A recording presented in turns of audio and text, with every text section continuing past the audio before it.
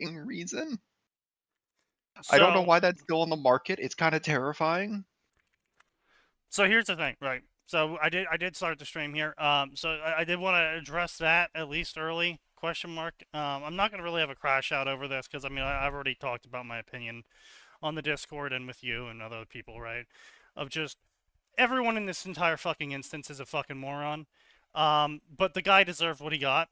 And I say that now because, well, it's officially come out that he specifically went around looking for ICE to commit crimes against. Not shoot them, but still crimes. And so I haven't seen that. Where did that come from? Oh, in his own Like, words, so the Signal chat he was in got infiltrated by a citizen journalist, and we have his call sign specifically saying, "Okay, I'm on my way to go impede ICE." okay, no, not gonna agree with that because impeding them is not It's a deserving crime. of. It's Yes, a crime, Sneaky, though. it's not And a when you crime commit in any crimes, capacity. no, it's not deserving of death, but when you commit crimes against the police and then try to resist the police enforcing the law upon you for committing the crimes against them, I mean, Okay, it's so then one plus one. the January 6th people who miraculously didn't get shot when they broke into the Capitol building. Well, except for that one woman who did. In the head. Executed.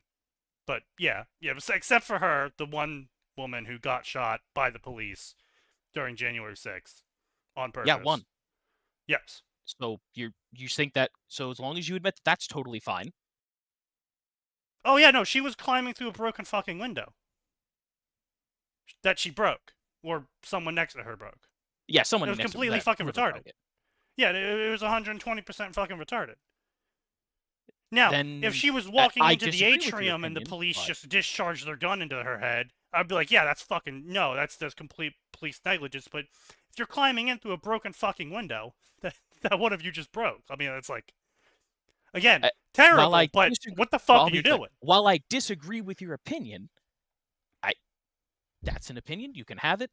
Um, I I think for me one of the biggest problems is, and this was a problem with the Renee Good one, although that one was much murkier, is the administration is not even considering the possibility. They're immediately right. They tried to label the guy Oh, a well, domestic no, God, terrorist, come on. and That's other just member. classic government ass covering. We investigated ourselves and found ourselves not guilty. Like, I mean, come on. You can't even, like, if you're really surprised at that in I'm not saying 2026. I'm surprised.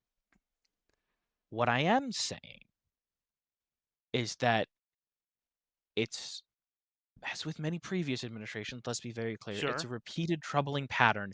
However, Yeah. previously, other people in their own party, now it is finally starting to happen in the Republican Party, but previously, members within the party would go, "Hey, wait a minute, no, no, no, no, no, no, no, no, no. That's not I okay," mean, because not I think that's very really. important for the rule of law.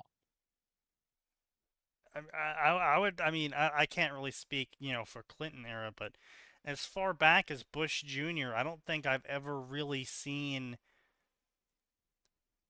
inter-party um No, disagreement on stuff like this. Like, especially not from Democrats, but I mean, it's usually the Republicans who are always piss fighting with each other to jockey for the most popular position. But no, I would say uh, there were, at least as far as I recall, and I don't have articles like on hand, but there were absolutely Republicans who, a couple months in to everything going on in the Middle East, were like, "What the fuck is going on? Where the fuck are these WMDs?"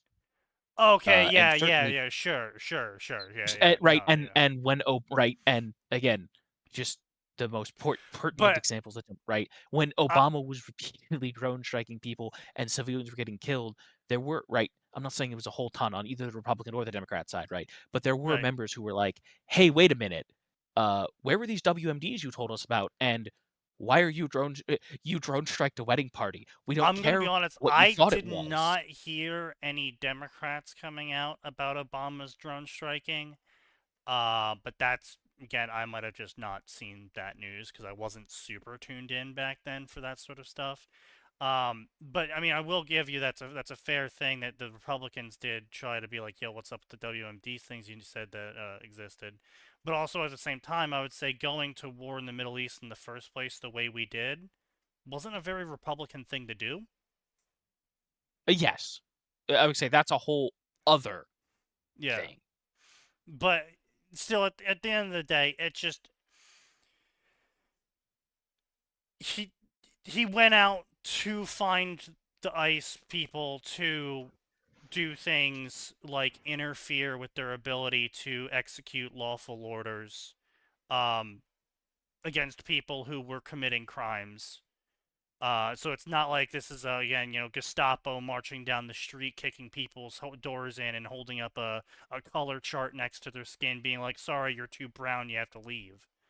Like this is lawful orders of enforcing laws that have been on the books since the founding of the country.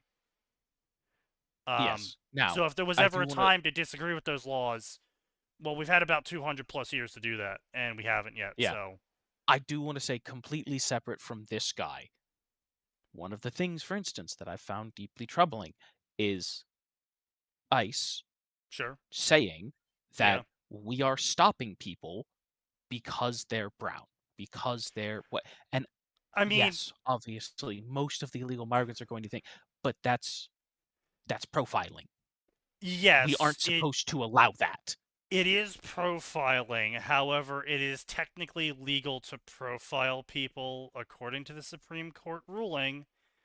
That Yes, has not been and overturned because deportation's a civil matter and not a criminal matter, so therefore racially profiling people isn't actually a crime in this case because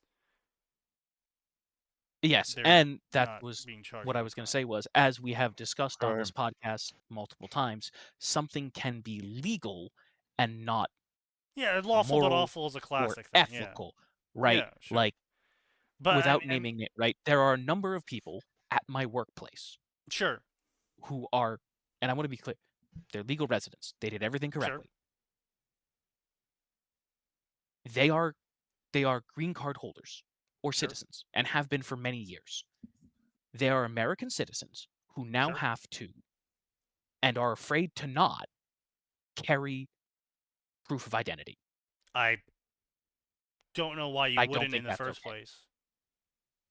I No, mean, no, I no, generally Uh, think you not a should always driver's be license. carrying. No, I mean, yes, you No, should if be. I was a card holder in any other country, I'd have that on me 24/7. Why would I Yeah, not? That yeah. Yeah. would be If I one. had That would be some, a quick form of identification, just as quick as a yeah, driver's true. license. But I mean, not only that, right? Like, say I moved to fucking, I don't know, random ass country that I could hypothetically move to, Norway. Say I moved to Norway, and I get a Norwegian driver's license because I need to prove I can drive in Norway, right? I wouldn't be using an Yeah. American driver's license, I'd be using a Norwegian one. Well, that doesn't prove I'm a citizen, though. But say I have a fucking, the green card papers, I would be carrying in the event I ever get stopped for committing a crime, like going over the speed limit, which apparently they take very seriously over in Europe. What do you mean? Hang on a minute. The speed limit's a suggestion. In Germany. You're always allowed to go like Well, 20 over. no, that's a suggestion only on the Autobahn because the Autobahn doesn't I was have a limit. told by my father, who's made several trips to Europe at this point, that like if the cops even catch you going like a couple miles over the speed limit, you're getting pulled over and ticketed. Oh, I'm Alright, sorry to tell you, weirdo. Sneaky. That's the same way in several smaller counties and cities throughout the states. Oh, I'm sure. I'm just saying, it's a bigger thing in Europe than it is in the average United States. I'd like it to be bigger in America, but it's hard to enforce that with so many dumbasses like you guys on the road. I would Excuse go you? the speed of I the follow road. the speed limit. Yeah, I would go the speed of the No, road. no, hang on. You were criticizing me for going the speed limit in the suburbs, talking about how I was going too slow. No, you don't. Don't fucking lie to me like that. Here's the thing, Don't right? sit So, here and lie as easily as you breathe. see, I Wait, would who are go you the t- speed limit if the speed limit was reasonable, right? I live in an area that's a shitload of long, straight, flat roads. And you know what the speed limit on these roads are? 35? Hang on, hang on, hang 35. on. Are they residential? No. Houses on both sides? Nope. Residential's 20. And I go 20 in No, the residential area. no, some residentials are 35. Just depends. Again, No, I- state, these are county, location. long, straight, flat roads with nothing on the side of them at all. They are just forest. And the reason why they're 35 and not a more reasonable speed is because they're long, straight, flat roads. What do you think teenagers do on those?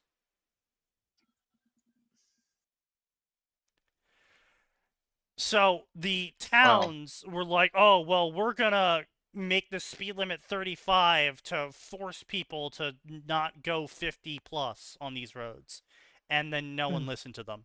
And we go 50 plus on these roads because that's reasonable because it's a long, straight road where there is no turns, there is no traffic, there is no junctions, there is nothing besides this road for the next 10 minutes. Oh, well, Phoenix lost the cat fight Yep. because his Phoenix, parents I am so kept sorry, feeding it. Phoenix. You guys are telling me not to feed the neighbor's cat because it's probably faking it and it would become my cat. I took that to heart, but my parents kept feeding the cat, and now I see the cat walking around their house when they open the door. Yep. Also got to keep in Congratulations, mind your that you're parents have probably become retarded. But you're probably now going to have cat feces all over the place, and they've actually been able to successfully prove that owning cats is linked to a decrease in your average IQ over time. it's probably Because the chemical. Is- It's probably the drug that that- cats give that makes you like cats. It's that yes, fucking true. No, toxoplasmosis, isn't it? yes, it's a toxoplasmosis. Yes, because a lot of cat owners just let their cats climb everywhere, including on the countertops where they place their food, and then they Oh my don't clean God. those countertops, and then they eat the food.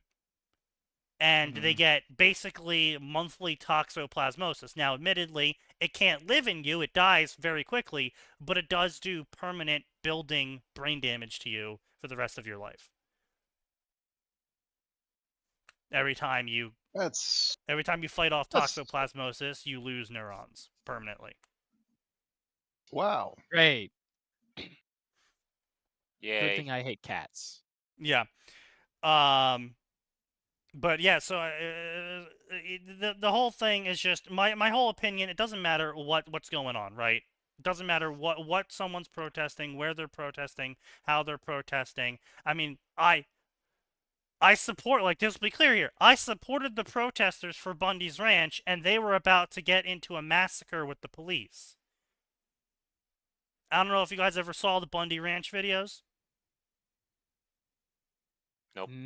Not ringing any So bells. it was a Texas Outback conflict God, where more- the of Bundy course it was family Texas were again. yeah, of Of course. course it was us.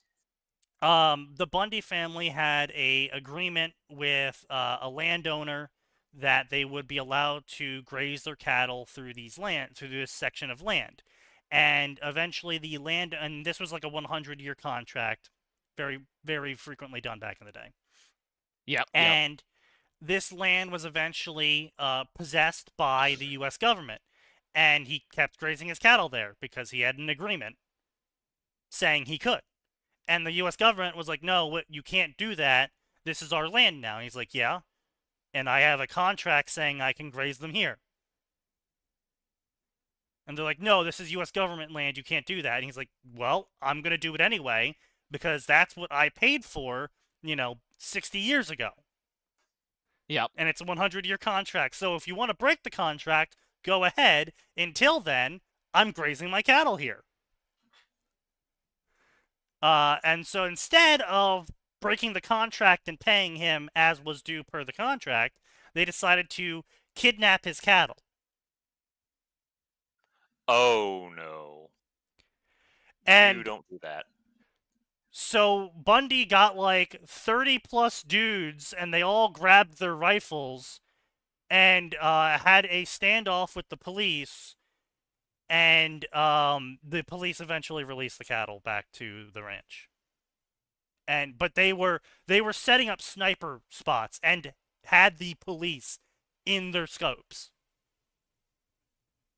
And they were ready to pop off and gun down the police.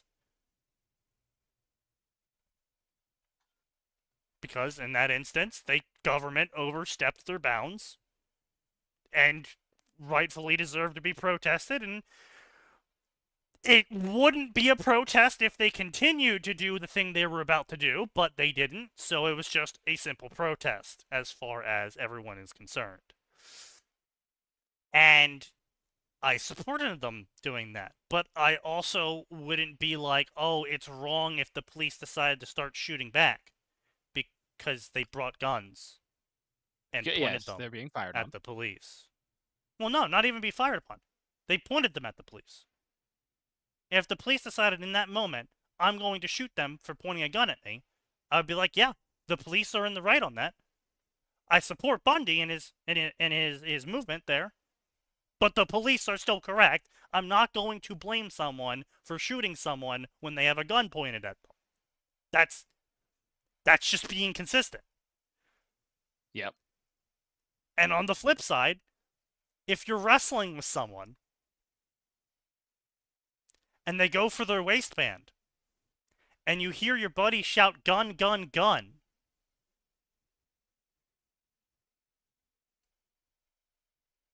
well, it doesn't really matter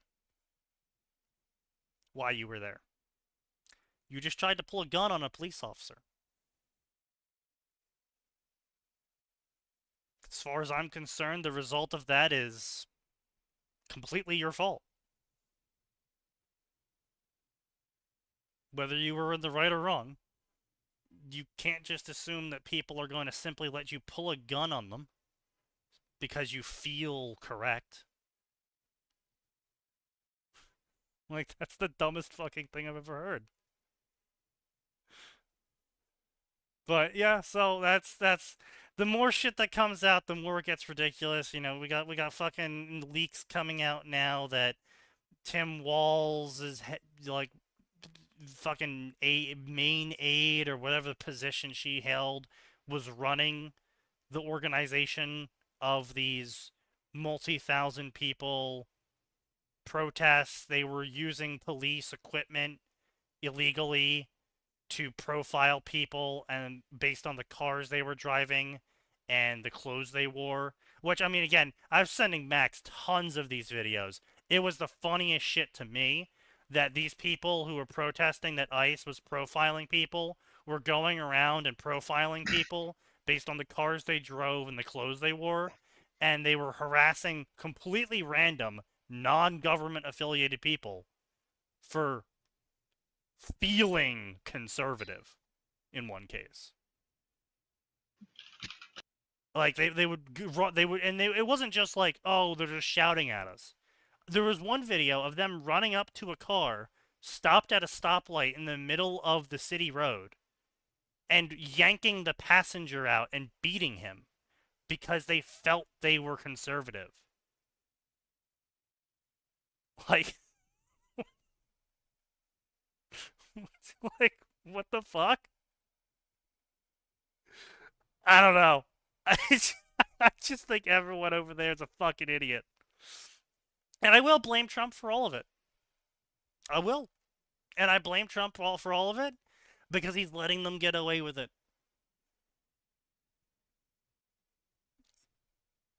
And so all of the escalation that occurs because of his soft-handed measures, completely on him. Every death that occurs, completely on him. But, sign, news, in sign real news, there is no Oh, L. boy. Oh, come However, on. What? Yep. How is you there know not what? an L? It's been a Because week. his power's You need been to get him knocked in out here. since Saturday. No, we need to get him in here because we got to generate an L tonight. No. Let's be clear. I am deeply positive that man generated L's without electricity or connection to the internet. We just don't know what they are yet. The L's exist. If sign L's and there's no one there to hear him, was it an L? Yes. Signdinger's L? Signdinger's L, yes.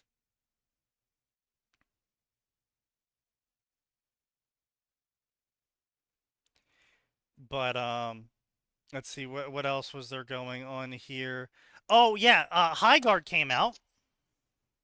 It failed. Oh yes, Highguard, and it failed. Yes. Highguard is a What? free-to-play game. What the hell is this? No, hang on. Hang Oh on. No. yes, the VTuber ovulation tracker. Yes. Max, do we need to ban this? No. I think this needs to go in DGen corner at the least. This is definitely I has to do go not in the wish DGen to see corner. this. Yeah, this definitely deserves to be in the DGen corner. Apparently, Phoenix, according to if you could just 4chan, it's also relocate wrong. that. So. Oh. They- I'm gonna be I honest. think if they're I saying think my it's wrong, favorite they're comment- probably correct, and I hate that. I think my favorite comment in this entire reveal of this tracker has been someone on Twitter was like, they're gentrifying my creepy stalker tendencies.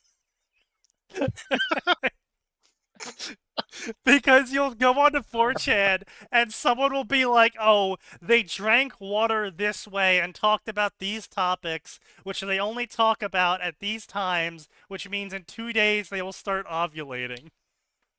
And it's just like, Jesus Christ, guys. Yeah. They're Phoenix, gentrifying my stalkerism. You know if what? you We're gonna talk. if you could do us a favor and relocate that to the DGen corner, Yeah. Also, I guess that's if we're gonna talk about. oh, You know what? If we're gonna talk about, and let's be very clear, 1000% this is a joke. But if we're gonna talk about people Yeah. that need to be removed from the face of the earth, I feel Yeah. that the people involved in this tracker should be at the top of the list. Well, I third on the no, list. no, I don't think they should be Rob. removed from the face of the earth. I think we just need to find them really good jobs, you know? I think we need to find them jobs that this level of obsessive note-taking could be useful for. I think the CIA needs to hire them. That or hydrophone operator. yeah. Honestly, we need. Fuck that.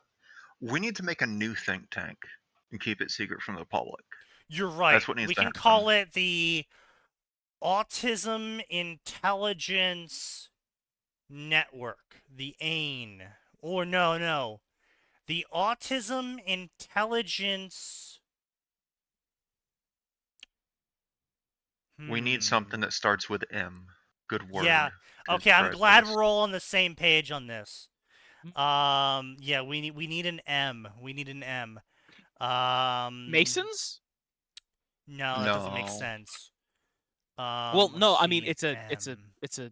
two-layer joke. It's a secret society. It's Mason. No,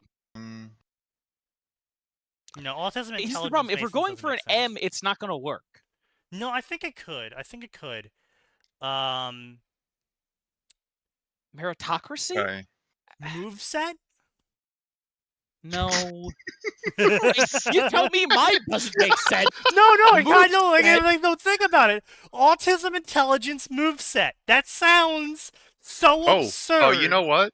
I believe Motley. it. Motley. Oh. You know what? That's Consisting fair. of many things of different Yeah. sorts. There we Yeah, go. yeah, Motley. there we go. Yep. Because That's- God, Yep. for the ones We who are need being to autism, recruit these they're gentlemen to also AIM. buried. Sneaky. I'm sorry to tell you this, Yeah. but you need to learn to aim. Yeah. I know. It's great. It's perfect. I'm gonna propose it to 4chan after Wait, this. hold up. Oh, we could also do Myriad, Multifarious. I like Motley. A motley's great, but if we Yeah. want to get some really weird ones, we could do multitudinous, being of a large Yeah. but indefinite number. Indefinite number. Fair enough. They got the FTL I clone removed still from the think Steam Motley's store. the Well, I mean, okay, come on. That was inevitable. The fucking developer of the game knew it was inevitable. They were playing with fire from the start. No. Hang on. The FTL clone was. What's the FTL clone? Oh, Someone made like. So Okay, someone made I hate to FTL, say but this. they just It's reskinned very it to blatant. be Warhammer 40k. Yeah, like it was very much not legally distinct Warhammer 40,000. Like, Yeah, it what was was the pretty game? much literally just Warhammer 40,000. What was the name of the game? That's a good question.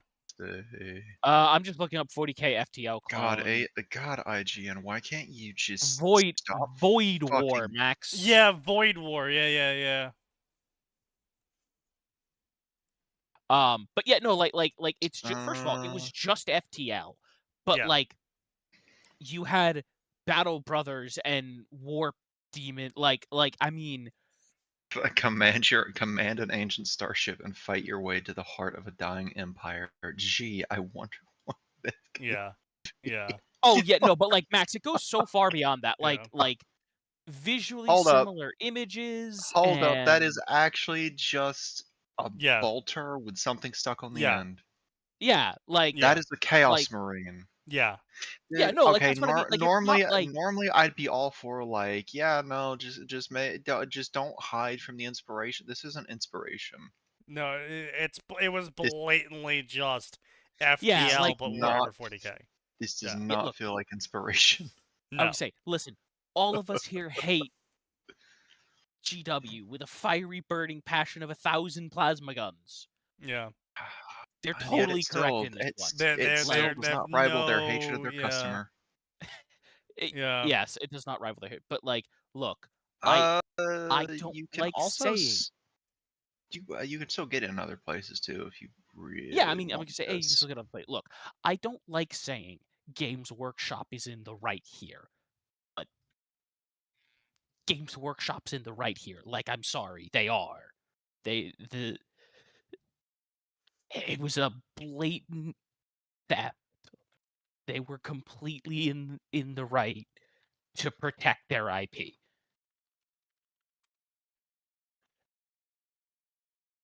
And boy, do Yeah. I feel like I lost. No, You know, 100%. I feel the warp overtaking me, and it's not a Indeed. good pain. Yeah. Honestly, I think the craziest part is he could have gotten away with Yeah. these designs probably if he made like 10% more changes. Yeah. Because there is a legal distinction in most copyright courts. I don't think he hit that legal distinction. No. I think well, I here's think the if he thing. removed like the pauldrons on the Space Marines. No, the excessively big pauldron thing he could probably get away with because Blizzard exists. If he made them bigger. Yeah. Well, no, because then he risks getting into Blizzard. Then he risks pissing off Blizzard. I mean, Blizzard honestly, doesn't no. have The sci-fi. pauldron seems fine to me. I would say I think the big Like, problem is not. I don't look at the pauldron and think Space Marine. I look at the pauldron and think that's just fantasy, just in Nah, general. that's fair. Yeah.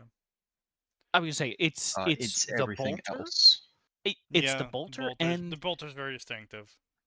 I would say the bolter's very distinct, but it's also the words that he picked Yeah. are not like. I mean, I feel like he could have gotten away with the words as well. Well, here's the thing: like when you say things like the warp, the nether, or like when you have a bunch of it's dudes, here's when the you thing, like, when you when you have a combine bunch all of- of it together, I think is the problem. yeah, when you have a bunch of huge dudes that are called space.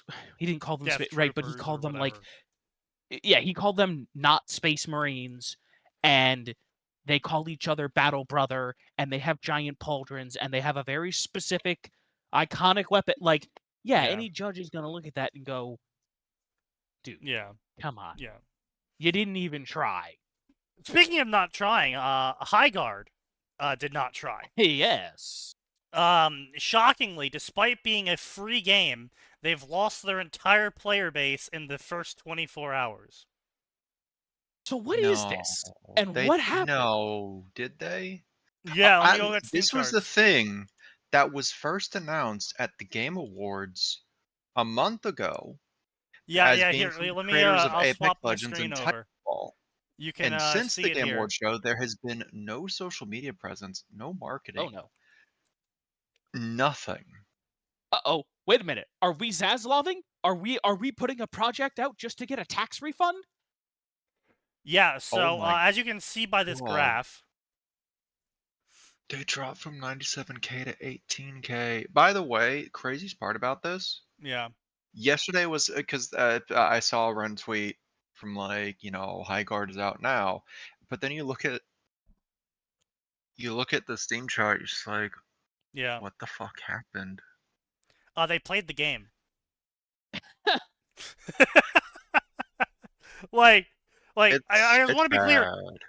Veilguard got higher players, and you had to pay for that.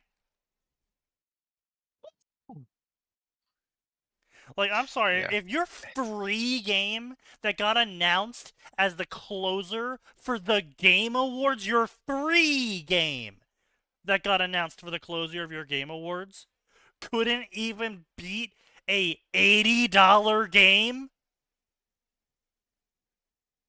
Bro. Well, to use an old internet quote, you done fucked up, Aaron. Indeed.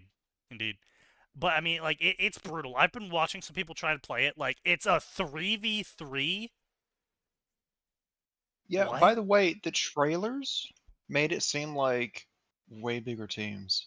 The one trailer that did was like, oh, this is going to be like a 5v5 or a 6v6 with I like can tell decently you sized why. maps.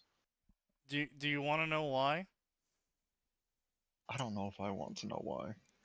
Because I was watching several people play this game, and I noticed something very curious. The main menu lags. Wait a second.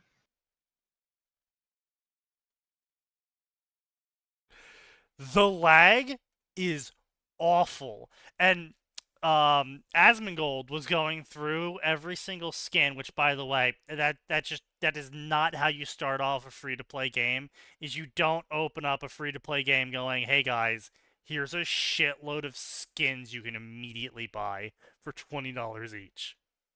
Terrible. If you want to get positive player base interaction, not a great way to start. I criticized Helldivers for doing it. Dota didn't do it. You know, I think that's just a terrible way to start. Like, if you want to put it out in the first week, be like, hey guys, we're celebrating the first week of us being open.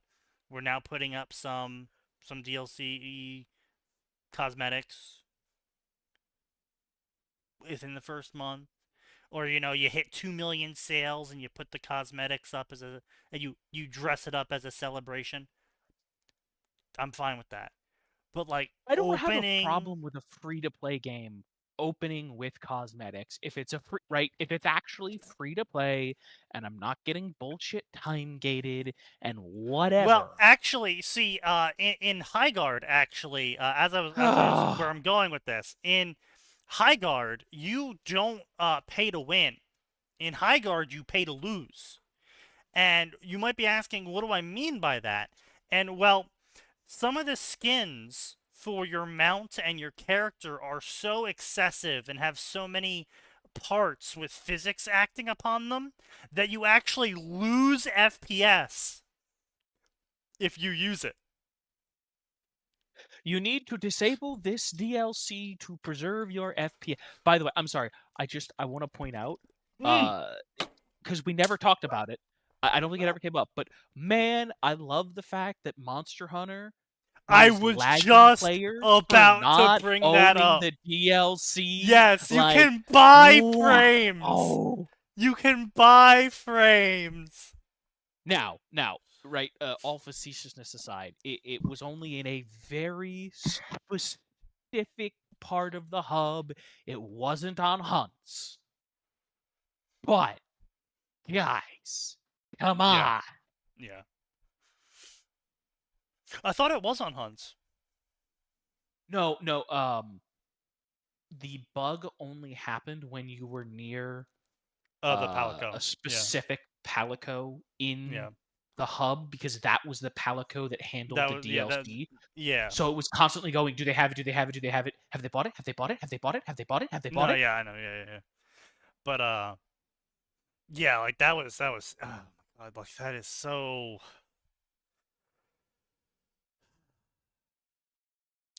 But I mean, so the reason why I generally don't view Day 1 DLC favorably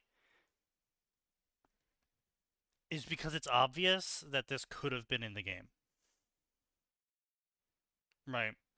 I hate this whole, okay, we're going to section these parts of the game off so we can sell them to you separately. I just don't like it. So, I agree with that. My caveat to that is, in a free-to-play game, sure, I think it's different, because in a free-to-play game, I am getting a product for free. Sure. I expect parts of it to be siloed off, and the least egregious thing you can silo off from a player is a cosmetic. Because that shouldn't. Now, if you're stupid and you make your costumes badly or whatever, yes, that could have a PvP effect, right? Oh, you buy this costume, imagine buying the really bad costume that fucking lags everyone's computers, and you turn your graphics to lowest so it doesn't render physics on you anymore, and you kill people by nuking their FPS. I was about to say, it's the ultimate DDoS, except they cannot circumvent it because you are attacking their frames. I attack your frames directly. Man-eating bug retard! You see, Yugi boy, as long as my cosmetic is on the field, I can attack your frames directly. What? What? Hell? You see, Yugi boy? It's already working. I can't believe they haven't made that joke yet in the Yu-Gi-Oh! Abridged series. I mean, honestly, the time to do it would have been with Toon Castle or whatever. Right? I know, right? But yeah, so that's the High Guard video game news, and then the Monster Hunter news. Yeah, the joke you Abridged, by the way, for that was that Pegasus was the only person in the world to own those cards. She never sold them. Yeah. So that's fair, yeah. They did make the joke ahead of time. Well, ahead of their time, because no one else can get their hands on the Toon deck in universe. Yeah, I see. Yeah, that one was a big that one was a moment of all time when they actually revealed that in the show, where they're just like, yeah, Pegasus was a big investor in Kaiba's corporation, and so he printed some cards for himself. He just no, Pegasus was the originator of the card game. He's the maker and owner. Oh, was he the originator? Okay, that's what it was. Yeah, it's been so long, but yeah, I just knew he was heavily involved in the Kaiba Corp printing of cards. But yeah, he just goes and makes his own deck, makes it completely fucking busted, and then doesn't release it. Gotta keep those poor people down somehow. Yes. But yeah, so I mean, let me bring up Veilguard, Dragon Age Veilguard. Yeah, Dragon Age. No, wait, hold on. It did beat Dragon Age Veilguard by 10,000 people. Oh my god. Wait. Why are there 700 people still playing this? Why was there a 942 person peak? Veilguard, yeah, there's still 700 people out there playing this fucking game. I mean, my brother, there are always going to be people who are committed to a fandom. I mean, yeah, I suppose, yeah. Like, Lines truly, are down that's so what I bad, think it is. one People look who are and, like, yeah, look, moved I'm on. super far into the Dragon Age hole, and I'm not coming out.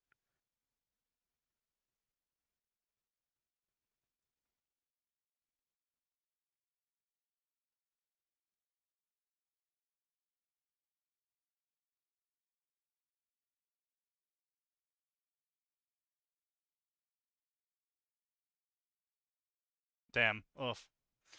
That's rough, Sign. But, I guess in Sign's stead, his power company decided to do the L for him. Ah. Apparently his power company decided to just not fix his power because it was too hard and would take a while. I mean, okay. Yeah. In a situation where there are many, many, many people without power. Sure. Right, and I want to be clear, I don't know the exact. No, and I get like if it's a triage situation, like yeah, no. Apparently, it was really fucked up, but at the same time, it's like I get being a lower priority, but I don't know. I feel like that's still kind of just fucked up. Yeah, no question, but like we have to go to 150 people today to get the power back on because it's cold as fuck and they need power. It will take us 4 hours or more to fix this, or we could go get power back on for 30 other people. Like, fucking sucks to be Sign. Yeah, I hear you. I'm sure he'll be okay-ish. But anyway, so the final nail in the High Guard coffin was the ethnic background of the characters in it. And I say that because all of them are Asian. Mostly. There's one white woman, one white guy, and one black woman. The rest of them are Asian. Right. But the black woman, they made Native American. As you can see here. Okay. And they called her Condor.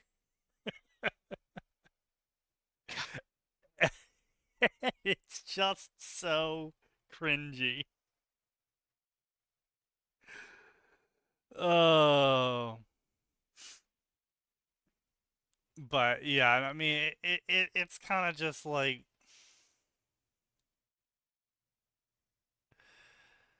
I'm kind of just tired of it all, you know. If they didn't so blatantly, like, it's crazy because like Concord is another perfect example of this. Of like, oh yeah, we put a black woman in the game, okay? She's got an afro, 80s clothes, high heels, and talks like she's from the 80s. It's like, okay, wow, that's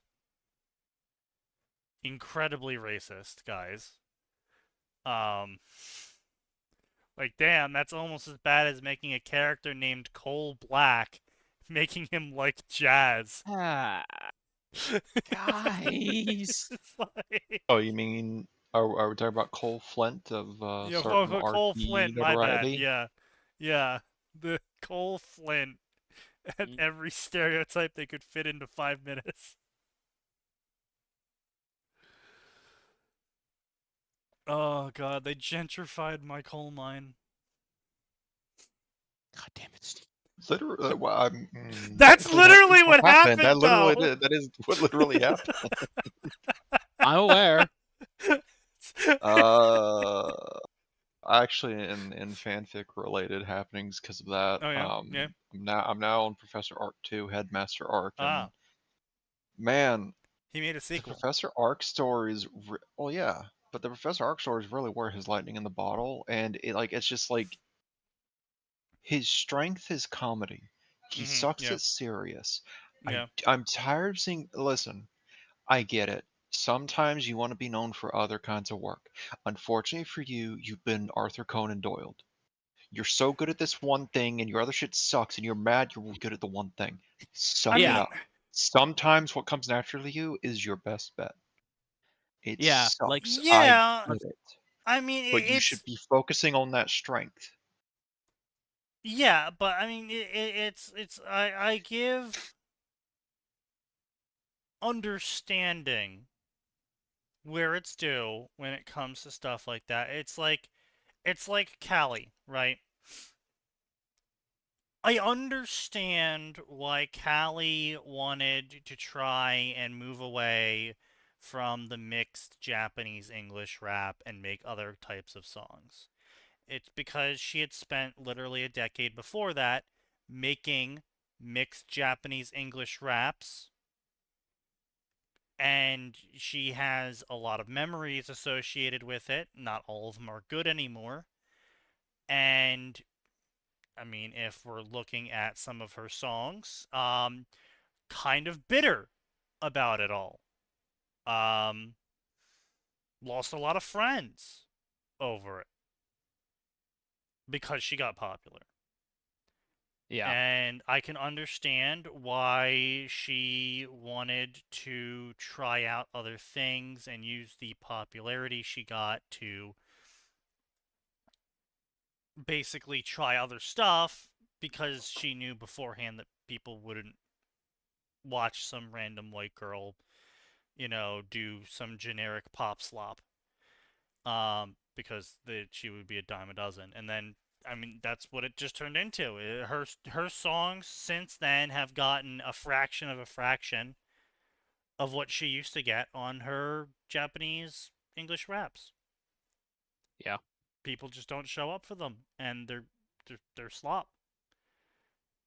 She still sells out, but that's because she now has a massive corporation advertising for her, and the Japanese place a lot of trust in the corporations to provide them what is correct, air quotes.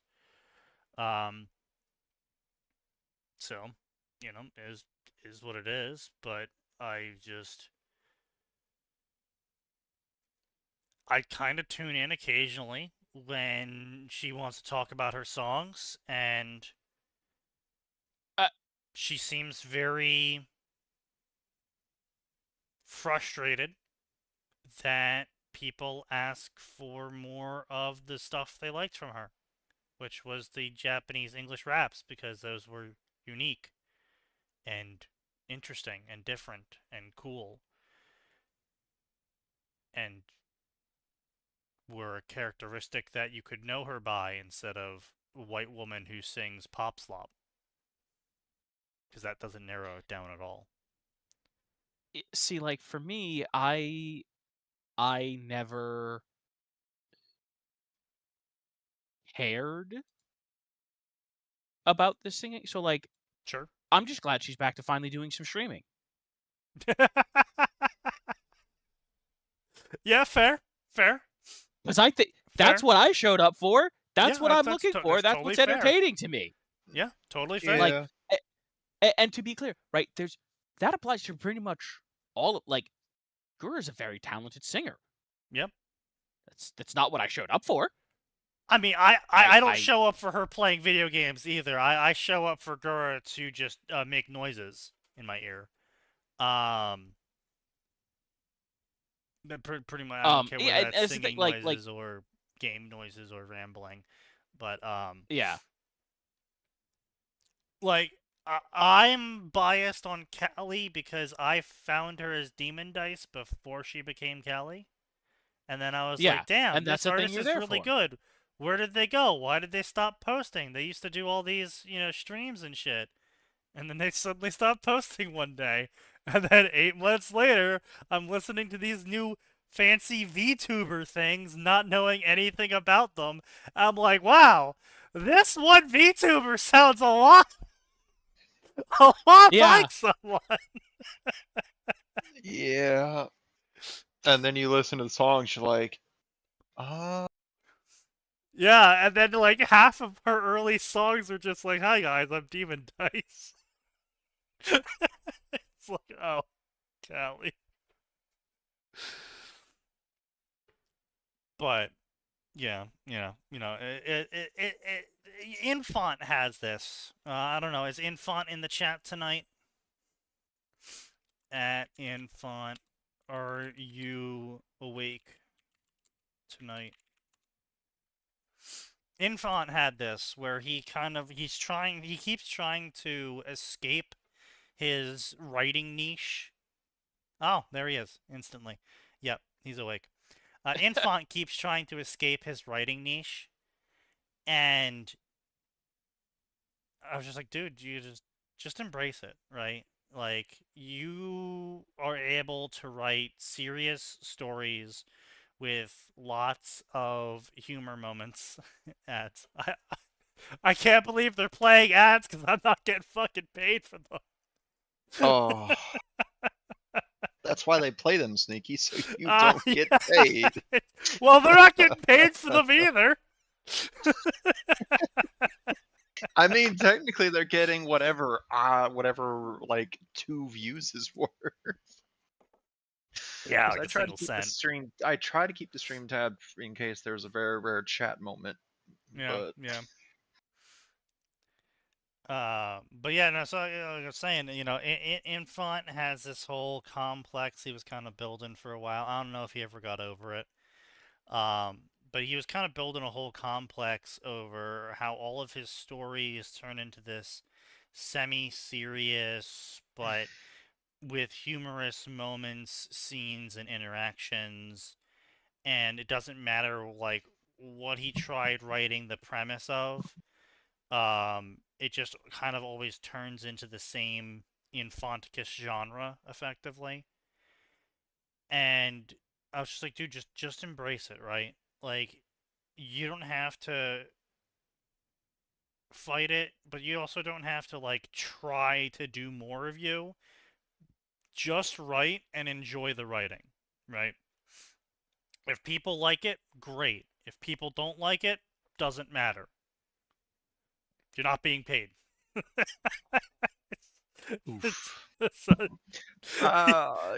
Man. So it doesn't matter if people don't like what you're writing because they're not paying you. So they can go lick a salt lick. But I told him, I was just like, look, you have an infanticus genre. People come and read your stories because you're writing them, not for their premise, not for their setting, not for the characters that are going to be in them. They're reading it because you're writing it, because when you write stories, they are funny. Even if you don't understand 50% of what's going on in the story, it's still funny because you make the story enjoyable to read, even if you're not quite getting the references and the subtext and the implications. It's fine. Right? It's fine.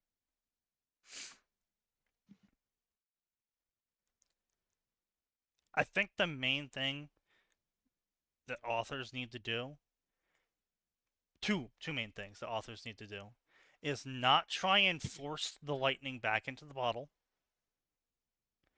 and not get bitter over what people liked. Yeah. I hate to say this, but to sum up literally everything that Sneaky said, don't Conan Doyle yourself, brother. Literally, yeah. Conan Doyle's a great example. Yourselves. God damn it, Infant. It's just like,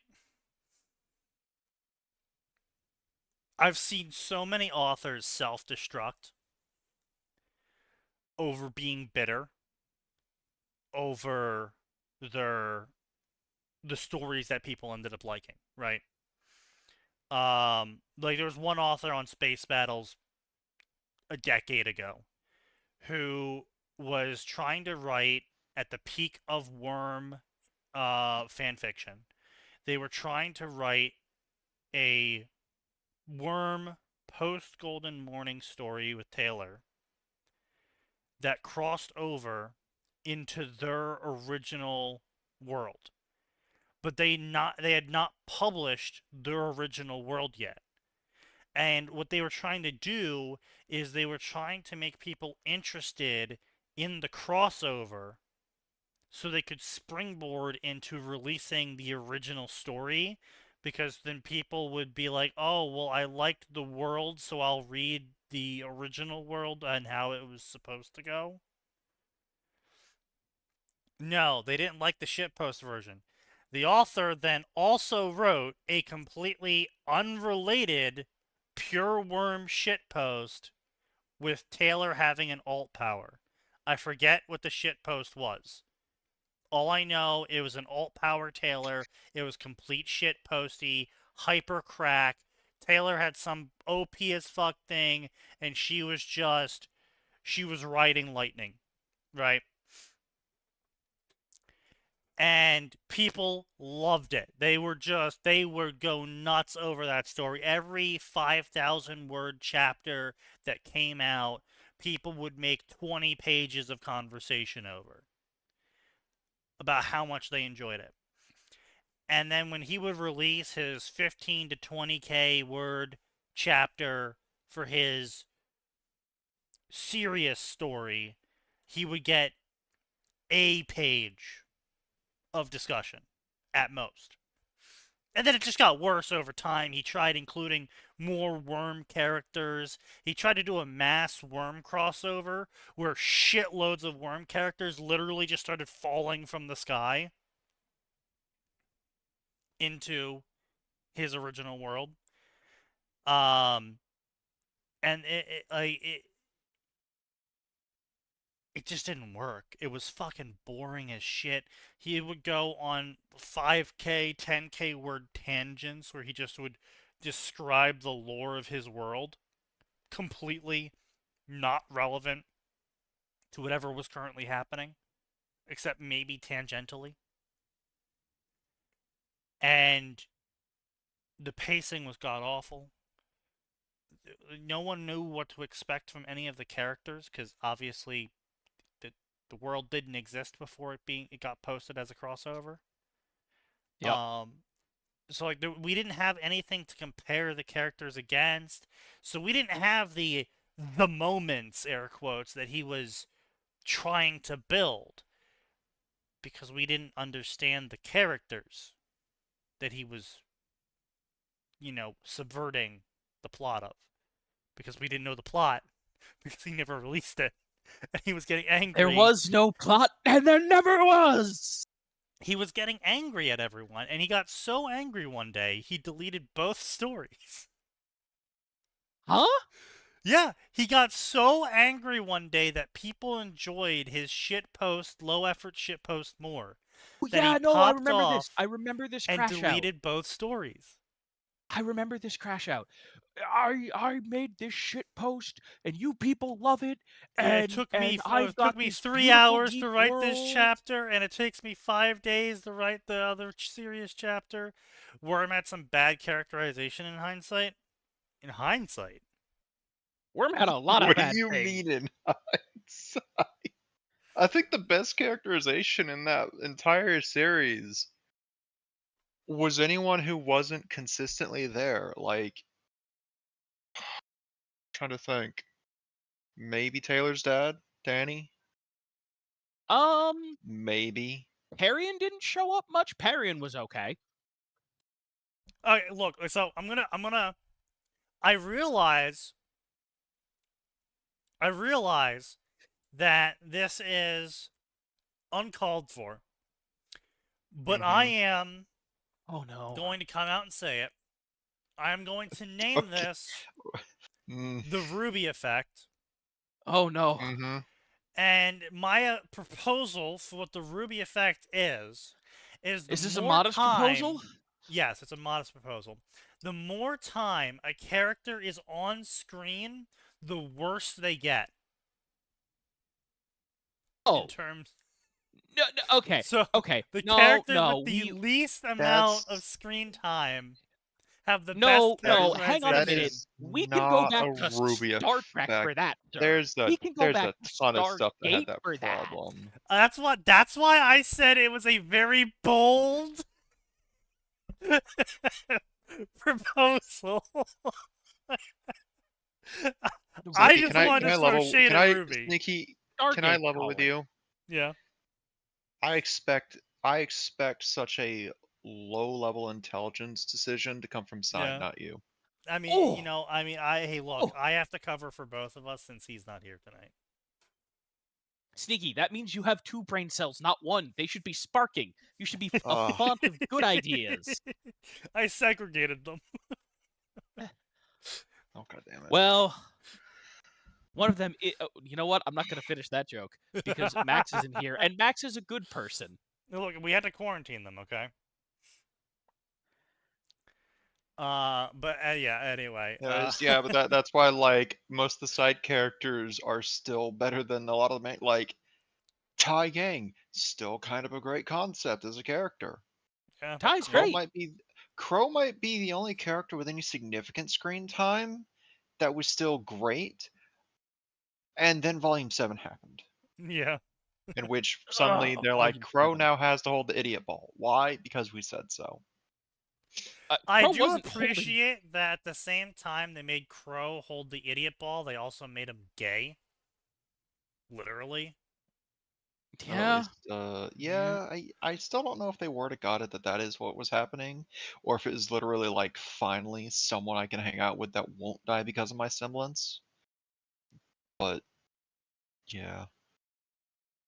It's so bad too, because, like, one of Crow's best moments were in, like, Volume 4, where we have the Tyrion fight, and it's like, oh no, he knocked away Crow's weapon. Crow's like, alright, I'm fine with this, and begins just throwing hands, and Tyrion's like, wait, that's not how this is supposed to work. Hold up. Yeah, listen, there's time some out, great time stuff out. in there. Tyrion's like, we didn't agree to fight. We didn't agree to punch. Tyrion's like, can I go back to beating up Chosen? Hazel, help! It's Hazel, I need your child beating powers quickly. Indeed.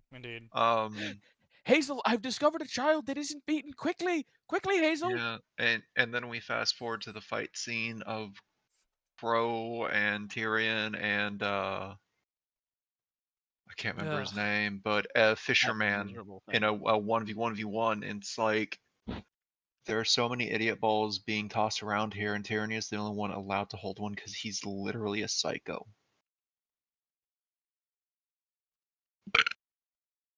Yeah, that was... Guys, don't worry. We made Ironwood the villain because he's autistic. What did you mean by this, Rooster Teeth? Right. What's crazy is the people saying, but they hinted at this all the way back in Volume 2, and it's like, I really have a No, hard they did not, time you seeing that. revisionist fucks. Well, people it's linking obvious a now, video. Max. Don't you understand? They showed it off in Volume 2 when they told everyone that he uses a revolver. And in the modern day and age, only autistic people use revolvers, which means clearly he's evil. Yeah. The thing is, though, is like, for whatever reason, out of absolutely nowhere, back in October, a video suddenly surfaced where, for some reason, Monty was referring to Ironwood as Hitler. It's like back in like 2013 when he first showed up,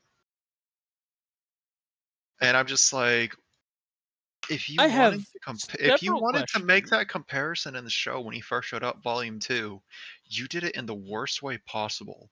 Because all we saw was a dude whose entire job was to protect all four kingdoms with the only military presence, which means that him showing up there in force in a time where terrorist attacks were increasing in the kingdom he was going to for an international event meant to foster peace and relations. And he's supposed to be the bad guy by bringing his military on a death world? Yes. Like, hello? Like, to me, they lost all credibility with that argument. Hazel When they're child like, beater yeah, there's a sharing the treaty strain that of the, that Bill is. of the child beating. They're like, yeah, these guys are the world police. Like, that's literally what Atlas is for. Atlas is the world police. And I you're think mad the world police showed up? I think the problem is, like, if they hadn't set Remnant up explicitly to be a death world, Yeah. it would have been like, oh yeah, I could have looked and been like, he's probably gonna be at the worst an antagonist at some point later in the series if they make it that far. But for now, this is a death world, and he's showing up for security for an international event, and is the only military presence on this entire fucking planet for some reason. So Ozpin getting mad at the military man for showing up with the military for security is really weird. I think it's actually worse because they actually prove Ironwood right for doing it. Oh yeah, no, that's the best part that they ignore, because it's like, remember the conversation? I'm pretty sure the conversation was like, James, this is too much. And James is like, I hope it is. I hope you can say I told you so when this is all over. Yeah, something like that. But like unfortunately, he was right. But that's what I'm saying though. This is what I'm talking about with Miles and Carrie. Carrie. Right? And technically Monty, because Monty did still have input on the story up until his death. Sure. We know they were working on Volume 3 for the writing as far back as Volume 1, at least big important plots, big important scenes. Sure. But at the end of the day though,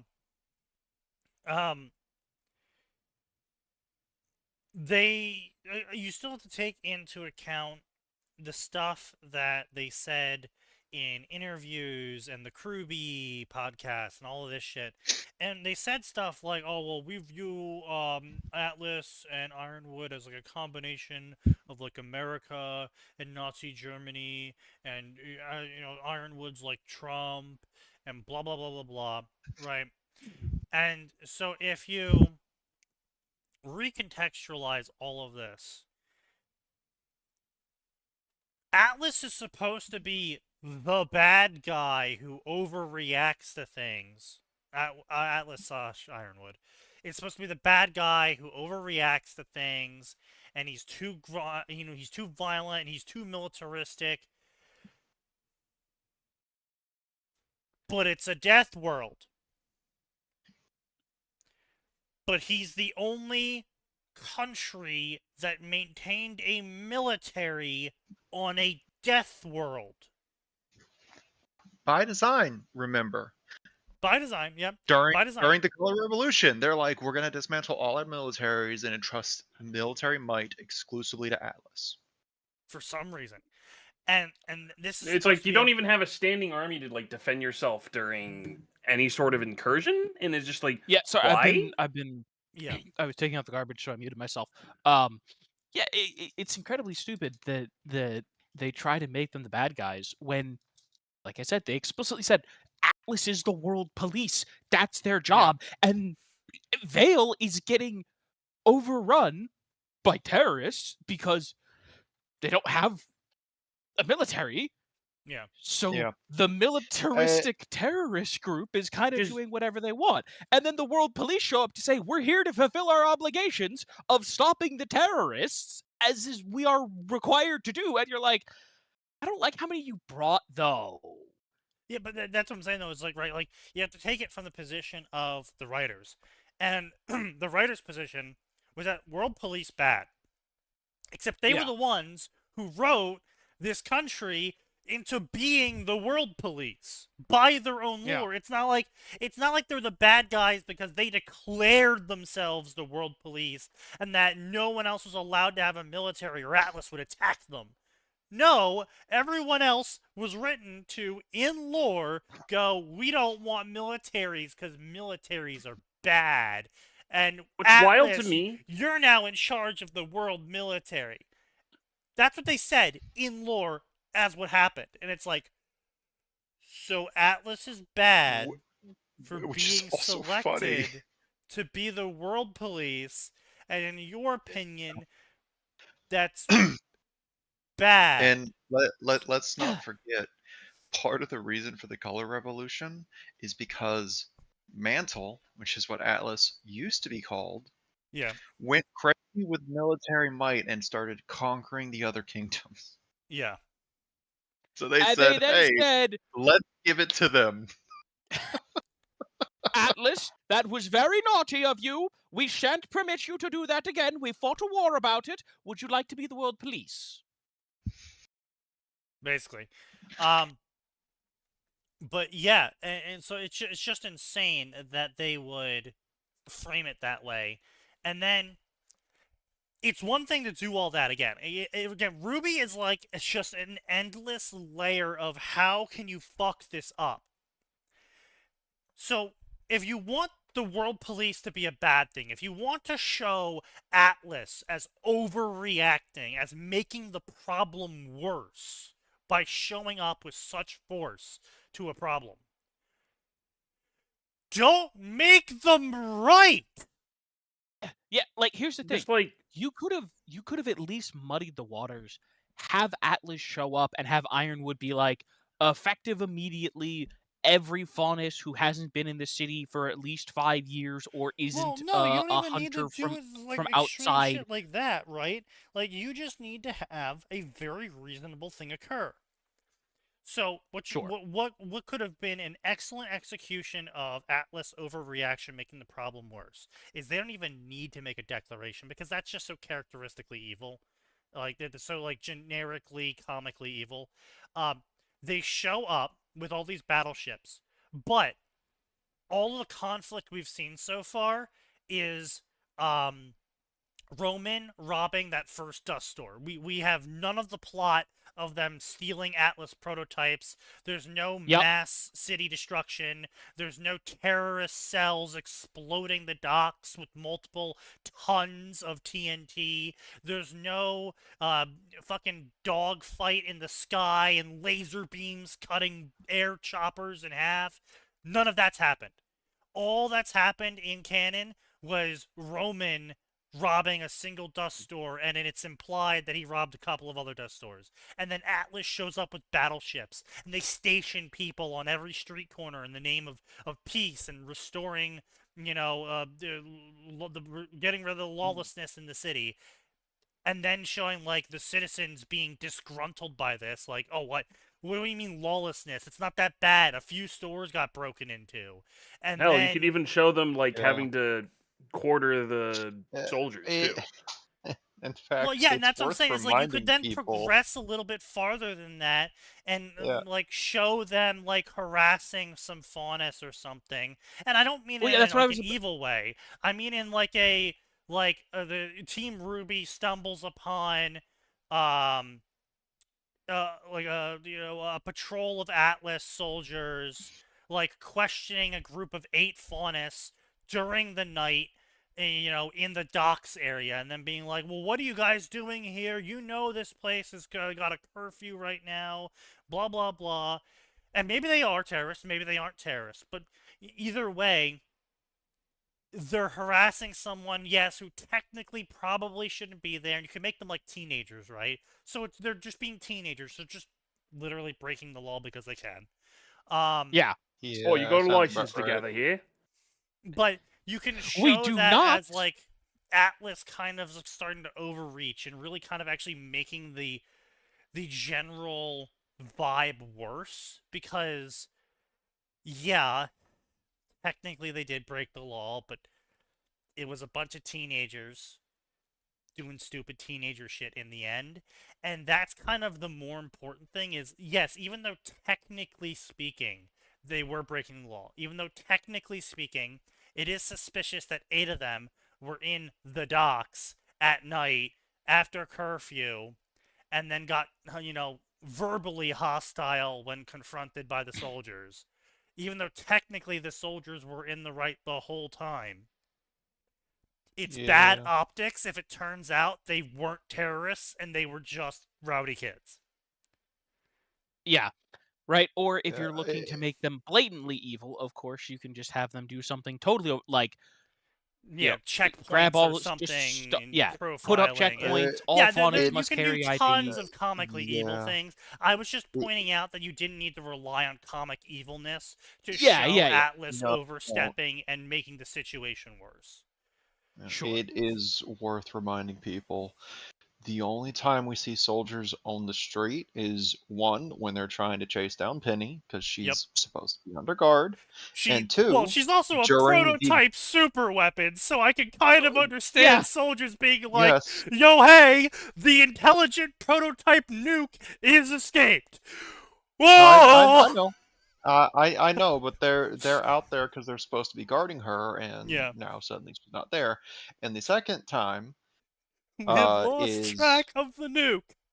I is repeat. during the Atlas robot demonstration in the public square. The civilians shut up and were like, "Oh, that's really cool," when they showed them off. Yeah. Yeah, There was positive reactions from the citizens in that scene. Yeah. Yeah. Or like, it's almost like civilians can appreciate the world police showing up to keep them alive. Well, not only that, civilians can appreciate the world police showing up and saying, don't worry, guys. The days of your brother, your father, your mother needing to go and man the wall to fight off Grimm and protect your city are going to be gone. We've made robots to do that now, so you no longer have to worry about your family dying to do it. Yeah. Yes, most people will generally be like, yeah, I like that. Also, they barely show anyone even manning the walls, it feels like. Well, there were no walls. That's a whole There were no walls to man because Vale is an unwalled city. We don't like walls here. We're against walls. But then also, of course, we don't show... Didn't they have a wall that the White Fang blew up? No. No. Those are underground concrete barriers between Mount Glen and the city of Vale. That's right. There wasn't a wall. They do have defenses, though. We do know that. What's wild to me is there's not even like a decorative version of the like. There's not even like a you have an honor guard and they're wielding like really old exactly weapons and shit like that. pretty much every country who needs in the world who needs a military? We have Beacon right up the hill. Right. Ironwood showing up with a full fleet after the dock raid actually seems reasonable now that you framed it in a different way. Yeah, I'm sorry, multiple tons of TNT equivalent went and exploded at the main freight dock of the city from terrorists doing a deal with criminals. Yeah, also the super weapon may have assisted in one of those explosions. Also, the super weapon might have accidentally fired her death beam. No, it wasn't accidental. It was definitely not accidental. She knew what she was doing when she charged that up. But anyways, yeah, like, if you actually reframe the whole situation, yeah, it's not an overreaction for the world police to show up and be like, yo, hey, you told us you had this handled. That doesn't look handled. That looks the opposite of handled. That looks like you lost control of your super weapon. Yeah, and again, like, most of this really does come down to the fact that if this was an Earth-like world, where the Grimm are one of 3 or 4 other potential threats, it wouldn't be as big a deal. In fact, yes, exactly. Perfect. You've got your antagonist for Season 5 or even Season 2. But it was a death world where the kingdoms are united, running an international event to foster that peace and relation between them, and you asked the world police, who were given the power to be world police by the other 3 kingdoms during a revolution. Yeah. You ask them to show up and provide security on the Death World when you have increased robberies and attacks by a known terrorist group and a known mastermind criminal who seems to be working with that terrorist group. Robberies to such an extent and level that they affected the dust prices for the entire city. To the point where I think it was the kingdom. I think it was said to be the kingdom. It was the kingdom, but I mean the kingdom is basically the city. That toaster is asking for it.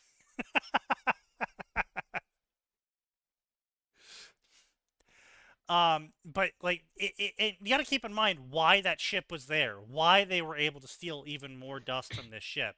That ship was there because they were in such a extreme dust drought from all of the dust that Roman had stolen, that the Schnee Dust Company had sent an emergency unscheduled shipment to try and relieve the mass dust crisis that was occurring in the city. Yeah. That's how much, how much we theft need that was for occurring. everything. Yeah, that's how much theft was occurring. That's how bad it was. Yeah. Actually, by the way, it wasn't the highly volatile substance. What was that, Max? Yeah, I was trying to remember why Vale didn't bother. I was like, oh, right, it's because it was waterlocked on one side and mountain locked on the other. Yeah. So even the Grim would have trouble getting in there, aside from airborne flyers, which is well, that's what you have cannons for. Which is exactly what happened. Well, unfortunately for them, somehow Ozpin, when setting up the city of Vale however many hundred years ago, somehow missed the giant sleeping Grim Dragon just down the block. Yeah. Yeah, not sure how you managed that one, dumbass. Somehow forgot about it, because like it had to have ended up there at some point. Like, and he got really drunk and he forgot about it because he was thinking about his really dead wife. I still think the Grimhound should have done the thing that you and I were discussing, Sneaky, which is this is where they reveal that there are hyper intelligent Grim that are actually older than Salem is. Yeah. And that dragon being one of them would be perfect. I'm like, it would have been great if Cinder had been like, holy shit, that's a dragon. I could command that. And then the dragon's like, I don't know you. Do that again and I will eat you. Smog on her, you know. I'm imagining either a smog voice or a Gravemind voice if you go far enough. That gives such a perfect reason of like, why did Ozpin not know about this? Because this dragon was sleeping there before the gods woke him back up to do their little deal. Salem didn't know about it because it was before her time, before jumping in the pools of darkness.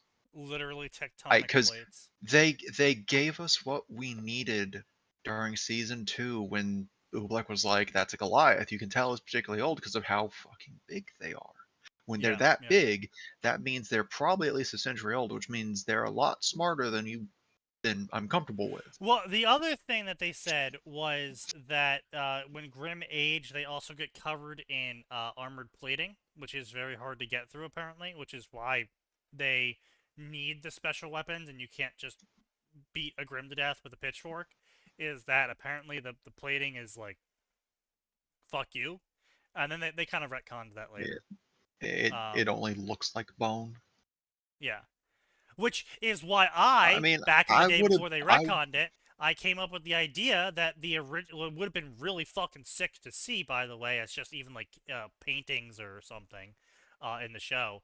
Why I came up back in the day with the fact that older huntsmen and more rural huntsmen straight up just use like Beowulf claws on a stick as a spear and shit like that, and they just build literally like the Grimbone. It's like condensed evil effectively, and they just build. I think it would have been neat if there had been like, oh yeah, some of the Grim masks we see. No, if you kill a Grim just right, you get to keep some of the bone protrusions, like masks and plates and spikes and whatnot.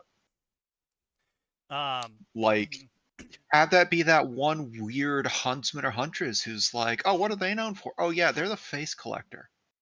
Yeah. Why are they called that because they literally have made it their mission to collect the face mask of every Grimm known to existence. They're halfway there. They've been working on it for 30 years. Doesn't that make them 60-something? Yeah. Yeah, it does. And then you could That's have why also we're been scared. canonized the Grimm being like face mask is like one of the last things that develops or something like that on the Age of Grimm. Yeah, it's. Like, and then you could have done, and then imagine this, right? The fucking earthquake happens, the fucking Mount Glen collapses, and these armored arms come out, and you're like, oh shit, that's a big Grimm.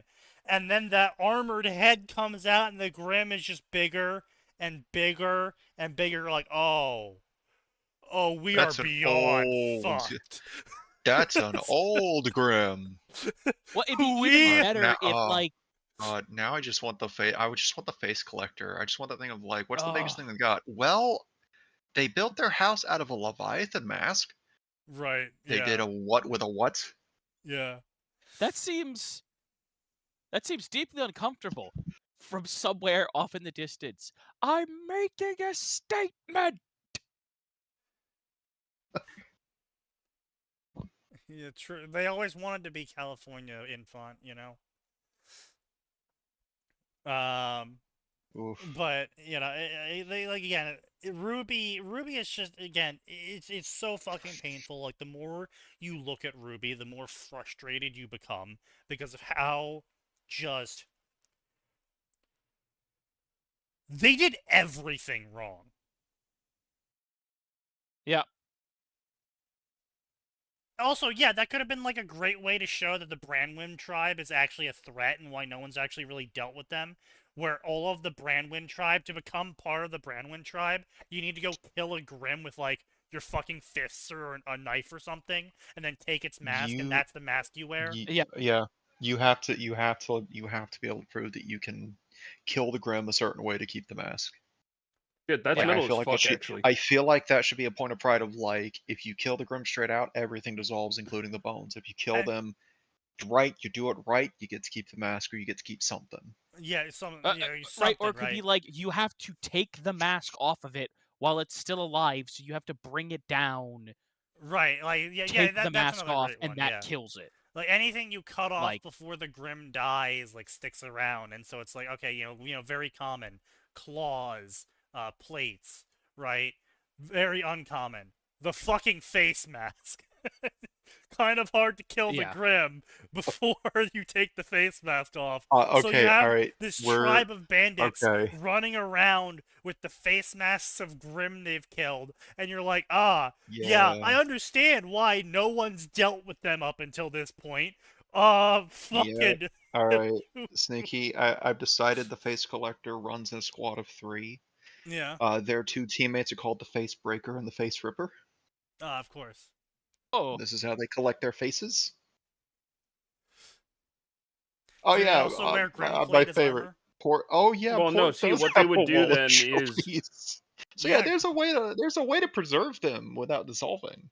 That's what I'm saying. Like they literally had it there, and they just like forgot about it, never used it. I don't know. God, I wish we could have seen the realization from one student of like, you know, why is Port even here? And a third year comes up, it's like, you kids do know how hard it is to catch Grimm live, so you can experiment in class, right?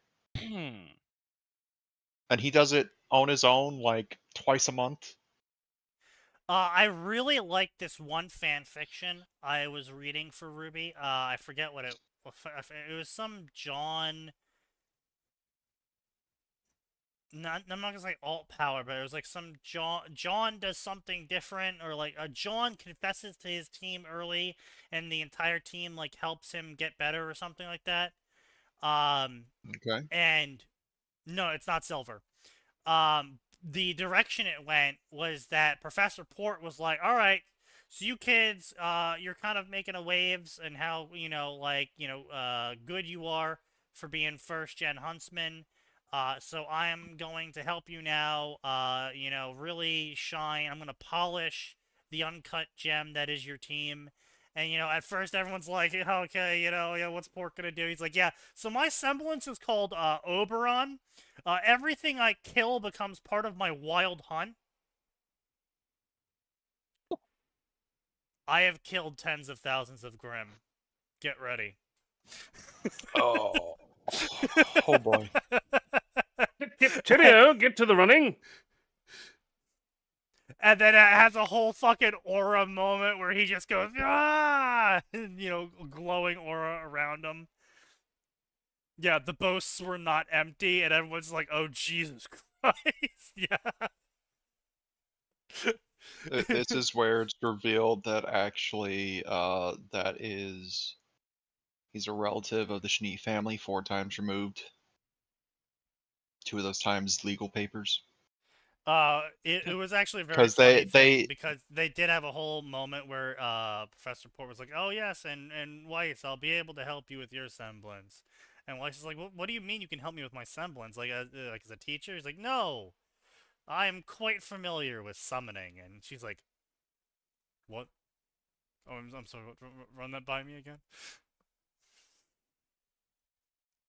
It's not a very well-known secret outside of Atlas. How do you know that? And then they do also have a moment of like, well, how does no one know about your semblance?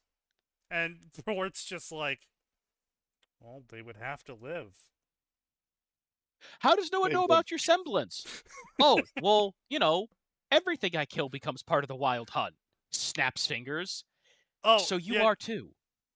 Well, yes. But no, he does straight up summon several like bandits for them to learn how to fight humans. Yeah. Great stuff. That's great. Yeah. Really that's one of the smart people who recognized the potential of Port. Like, I can use this. Like, also, bro just straight up walks out with a non-shifting weapon. It's just a blunderbuss with an axe grip, axe stock. Yep. And it's just he's an old man teaching in a profession where you die young, first off. But second off, his weapon if you're lucky, you retire is a old. close-range shotgun. And he's an old man. Who still regularly goes out and captures live Grimm live, yeah. Like, that's the part that, like, At and I took the time to acknowledge that in Respawning Isn't Awesome, of like, what are you doing out here? Oh, well, I was gonna capture a few Grimm for today's lessons. Yeah. Because that's the only way that happens, is he goes out and captures them for class study. Yeah. And they make it pretty clear that's not normal. Keeping Grimm alive is very difficult. Capturing them is hard. And he does it regularly. That's, yeah. Man, is everyone just making fucking Survivor likes these days? Huh? I'm looking at the Steam charts and like it's just Survivor like Vampire Survivor likes. Oh yeah. Oh. Yeah, probably. Dota is the best Vampire Survivor like. Apparently Code Vein 2 came out. Yeah, it did. I didn't care at all. The only reason I'm not caring much is because they've already explicitly stated it's not a direct sequel. It's like, but it would have been so cool getting to see the future like 100 years later, especially with some of the characters who were turned into immortal creatures who regained their sanity, if you did post-game content for the second ending. Oh. God, right, I'm gonna fucking crash out about Fable now. Oh! Okay. What did Fable do this time? So Fable has come out with a semi-game trailer, semi-game teaser, semi-gameplay developer commentary. Okay, look, hang on. I want to preface all of this with one simple statement. Anybody who expected a Fable game to be good in 2026 is a stupid fucking moron who deserves to lose their fucking money. Yes. Yes. Yeah, obviously. Yes. Carry on. Look, Fable games haven't been good since the first Fable. No. 1 was okay. 2 was slightly less okay. 3 was like, why am I spending money on this? 3 was for people who had never played Fable. Well, yeah, I was gonna say, as someone who never played Fable, 3 was pretty okay. It's another one of those, like, if you have no history with this, you might like it. Yeah. Maybe. Yeah. Which, I mean, I did. It was interesting. Yeah, no, I absolutely liked Fable. It was hilarious that... Yeah. It was hilarious, though, that because of how they did the moral systems, like, I played an evil playthrough the entire way, but because I decided to let the game keep running while my pie-making business ran in the background, I have 9 million gold, so now I can bribe my way to the good ending. It's like, oh. Yep. That's an interesting lesson. Good news, Max. You don't have to worry about that anymore, Max. You don't gotta worry about that. There's no good and evil in the game anymore. Yeah, because good and evil is now subjective. So this is what I'm crashing out about, right? So the developers were like, oh, well, you see, Tolkien is a fantasy story. Fable is a fairy tale story. It's like, okay, yeah, sure, but you would think that in a fairy tale, it would be less morally gray, right? You would think in a fairy tale, it would be more absolutes going on, because it's a fairy tale where you have the hero and the monster they slay. They don't know what happened in traditional fairy tales, do they? Apparently not. Nope. But, so anyway, they come out and they're like, oh, actually... there's no good and evil in our game because good and evil is morally relative.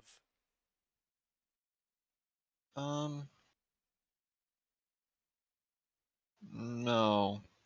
Which, by the way, in the developer's opinion, being a landowner who rents out homes is an evil option. Well, no, hang on. If it's morally relative, I can call you evil for calling them evil then.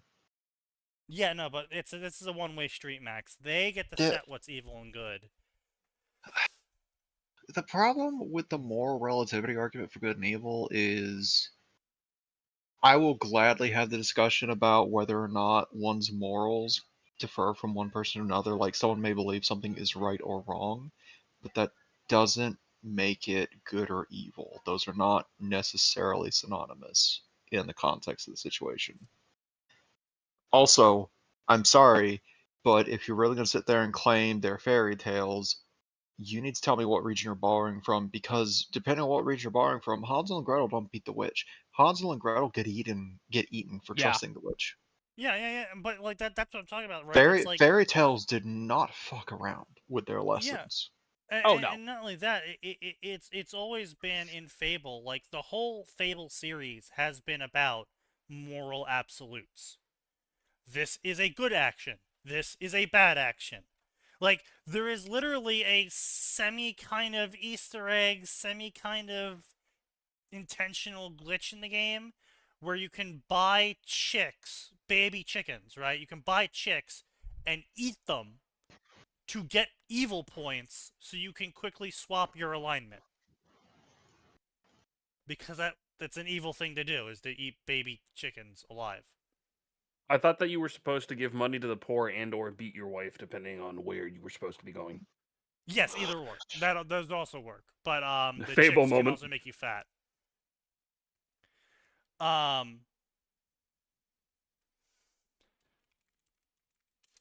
But yeah, it's just like that's what Fable has always been about. Like, in Fable, they kept to it in Fable 3. Yes, here is the good option. Spend all of your money to save the people. Okay. And what's the bad option? You take all the money, fuck the people.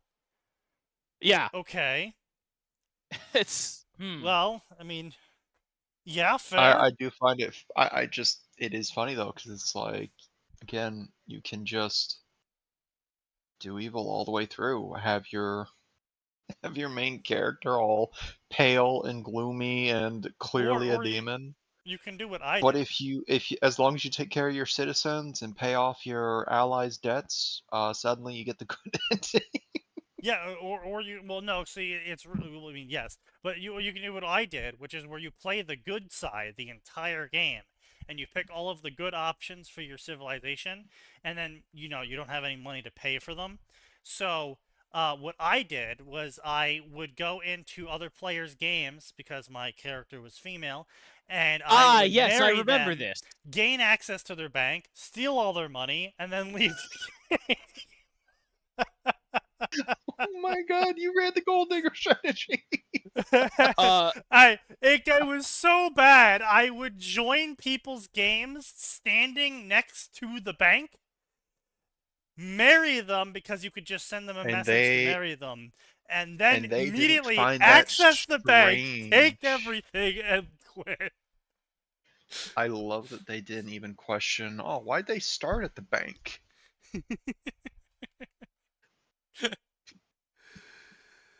So more relativism is just main character syndrome? No, because in Fable, you could be evil, right? Like you could do blatant evil actions, and you were considered evil for doing them, and people didn't like it that you did them. Yeah. Base devs. Oh no, like I said, the older devs were very based. Yes, they were. Like even if their quality of game went down and the amount that they promised in it went up every game, they were still good games for what they were. I would say, like, let me be clear. And let's be clear, they were also devs who had fun with it. Yes, like, absolutely. you want to raise your evil score? What's the best way to do that? Eat baby chicks live. Eat baby chicks live and beat your wife. Funnily enough, beating your wife is actually worse than killing her, as it turns out. Yes. Yes. But Thank yeah, you, like the Peter Molyneux. devs were very based. It was a very, like, honestly, even though Fable 1's obviously the better game, Fable 3 was fun.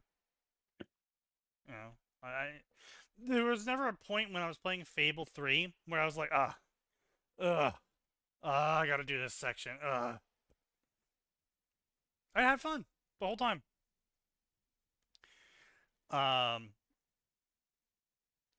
You should thank me for taking her. Yeah, humble citizen. Yeah, and so now you're, and also the other thing that happened was when you were evil, your character got uglier, and when you were good, your character got prettier. And people didn't like you when you were fat.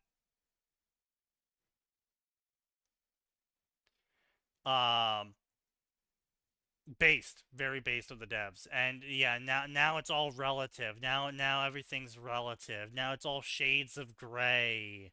Yeah. It's all stupid. Yeah, it's very lame. It's very lame. But yeah, so fucking Ruby, fucking Fable, fucking people that just don't know how to make video games anymore. People that don't know how to write stories. People that just don't know how to do anything anymore. So there was another topic I wanted to crash out about that happened on Monday, and I was like, damn, I really want to talk about this, but I'm gonna save it for Tuesday because I really want to crash out about this. But I forget now. What fucking was it? It was something. It was something real stupid. Oh yeah, Enfield. Fucking PayPal. Did you guys hear about this? No. So Arc Knights Enfield came out, and you could link your PayPal to your Arc Knights Enfield Gotcha account, so you could instantly access your PayPal to buy more tickets to roll for. Instantly. Yeah. You didn't even need to go through the multi-step process. You could just okay. I mean.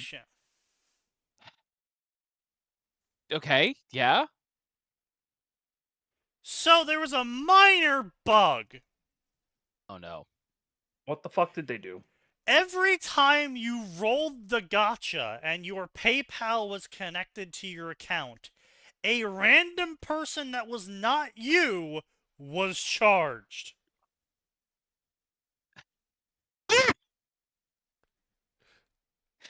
I mean, but that's it only bad, happened but... to other people who also had their PayPal connected to their Arknights Enfield account. So that's I mean, okay. crazy. Let me be clear. That's incredibly fucked up and bad. yes. It won't have been hard to spot people that were doing that and charge the fuck out of them. No, like the problem is that well, no one knew at first off because yeah, it said you were being charged when you made the roll, but it was just charging a random person. I see.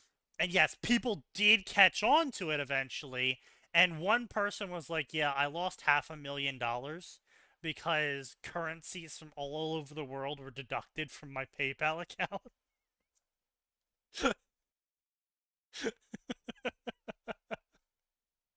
So, yeah, that was a minor oopsie daisy.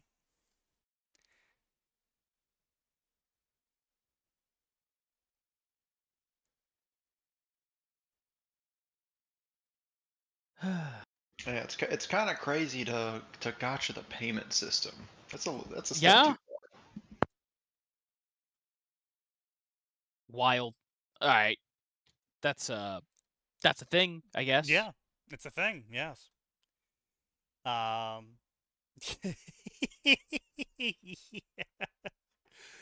It's bad when the gacha game devs refunded everyone's money and let them keep everything they spent on day one. Yeah. Oh my god. Yeah, because I mean, it's like, well, what do you do, right? Because like it's happening to literally everyone, guaranteed 100% of the time. So it's not like you can be like, oh, well, these people were abusing it. No, the problem is some people are really just whales, and they would have rolled that many times, whether they were using their own money or not. It just happened to use everyone else's money. Yeah. And they would have to refund that anyways, because like those are fraudulent charges. That's a lawsuit they can't survive. Yeah. But yeah, it's fucking hilarious. Like, how do you not test that? How do you not test purchasing shit on your gacha game? Yeah. That's kind of an important thing to have, boys. You would figure of everything that is QA-able in a gacha game, that would especially be when you're linking into an external system. Like you're linking into, it's not your payment system. You're linking to another payment system. Yeah. Well, according to them, what they did was they went to a bar, they ordered a bunch of beers, they ordered negative beers, they did the whole thing, and then someone effectively came in and asked to go to the bathroom. They didn't think about it. And so everything caught fire. Well, no, that's a terrible example because in this instance, yeah, that's they did the equivalent of they walked in, they ordered 20 beers, they got 20 beers, but then randomly 20 people lost money out of their pockets. 20 people in that bar. Yeah, only in that bar. Yeah, and so it's like I would figure, like, see, the only thing I can imagine is if they had a singular testing account. And they linked the PayPal to it, and they did a test purchase, and they're like, "Oh, yep, it removed the money. It works." And yeah, I mean, to me, like, is this like a PayPal fuck up? Like, no.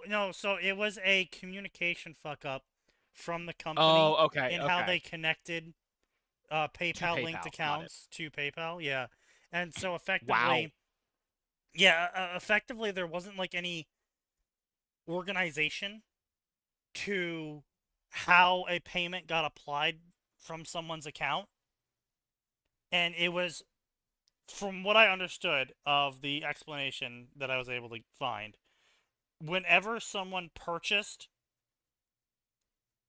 anything with a PayPal connected account, it would just randomly go down this drop table of PayPal connected accounts and select a random account. Because the linking mechanism on their end was fucked up. So it was properly reporting the amount that someone purchased to PayPal, but it was reporting it to the wrong account.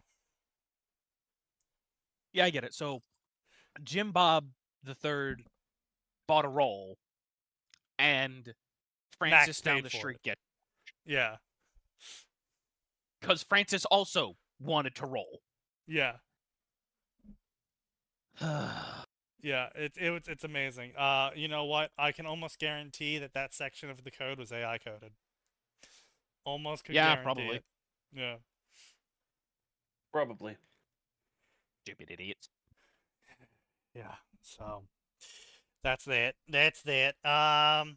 Fan fiction news. Other fan fiction news. Brother, it is 8 o'clock. Fuck you. Anything else in the fan fiction world that happened recently?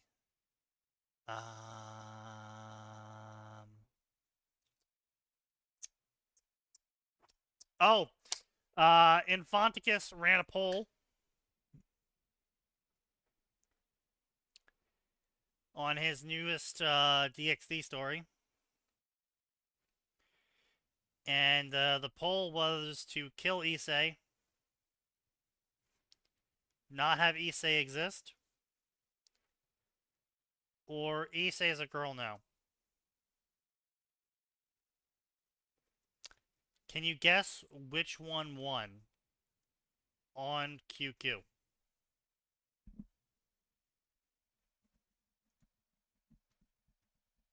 Don't think I care to. Because I'm going to be disappointed, I'm sure.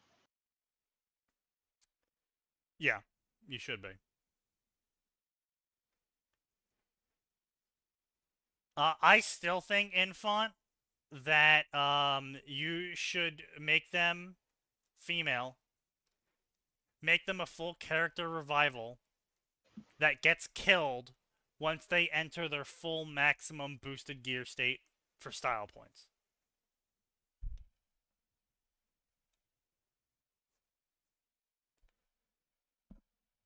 Oh, the author from Iran was confirmed dead?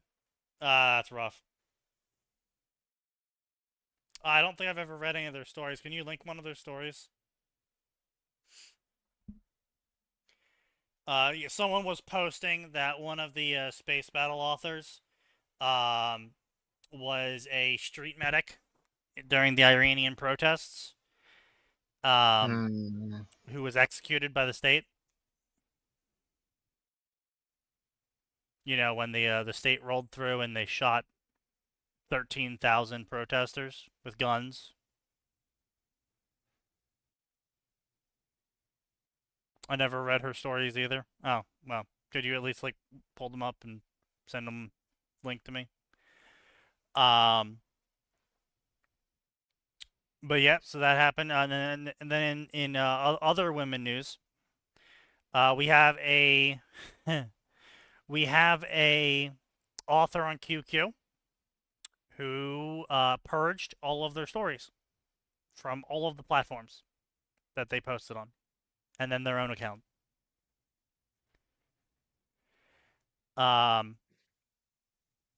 What happened is they are an author on Dark Wolf Shiro's Discord server.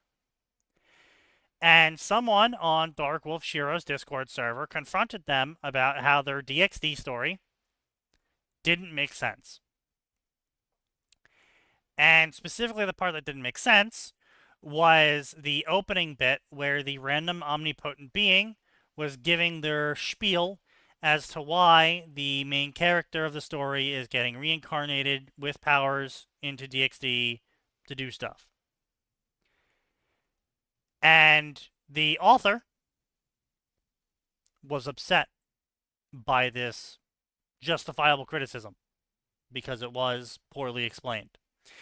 Now, I want you guys all to guess. Why do you think the author was upset?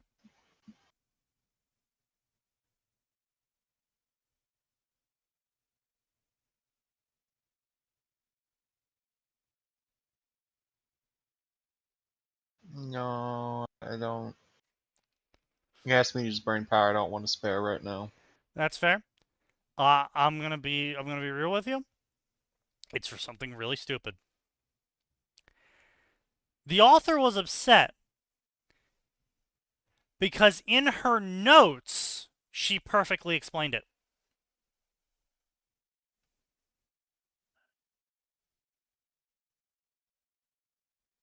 In her notes. Need to read the notes. No. Her unpublished notes. The notes that she makes as an author about her story for herself. Oh, well, I definitely should not be expected to read that. Yeah, especially because they're unpublished. And she says that. She's like, well, in my notes, it makes sense. And the guy's like, yeah, but we can't read those. So you need to explain it to us in the story. And she crashes out, quits the server, deletes all of their stories, and then deletes their account.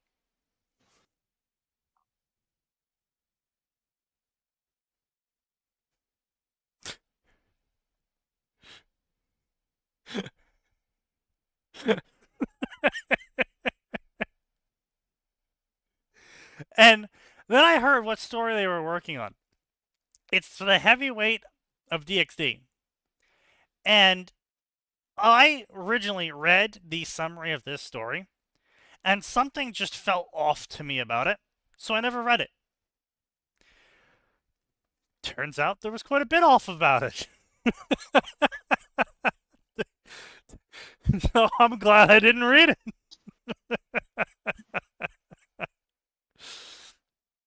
Hopefully it wasn't, oh god, what am I doing with my life crash out? No, I think they were very upset over the criticism. They were extremely upsetty spaghetti over the criticism. And then someone came in and was like, yeah, I never read their story either.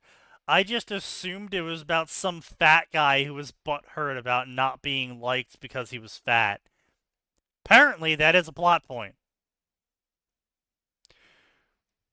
Which does bring into our suspicions that the author might not, in fact, be a she.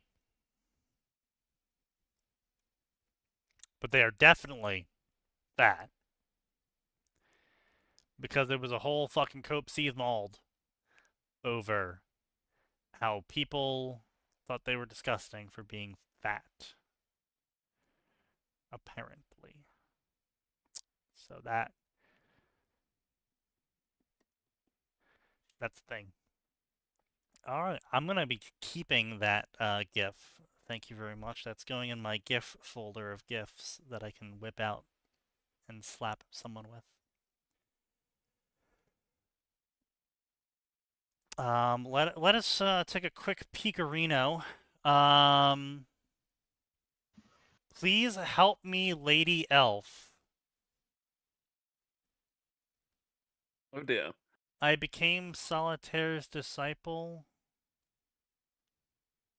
I think you searched wrong. Let me pull this up here. Postings. The story. Oh wait, we have stories written now. Oh, okay, that's even better. Well, wow, Space Battle's doing something correct for once. Impossible. So they have the lamb in wolf's clothing. A RE0 free run crossover featuring Fern and Aura.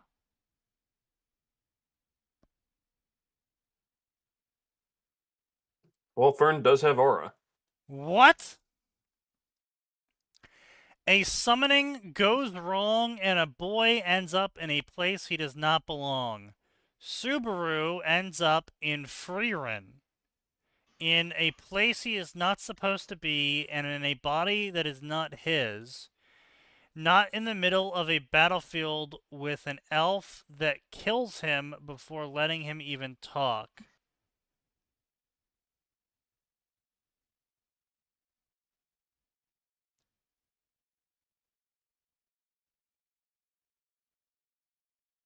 Aha.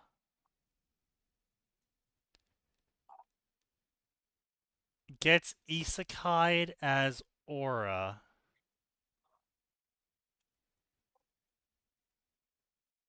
That's... okay.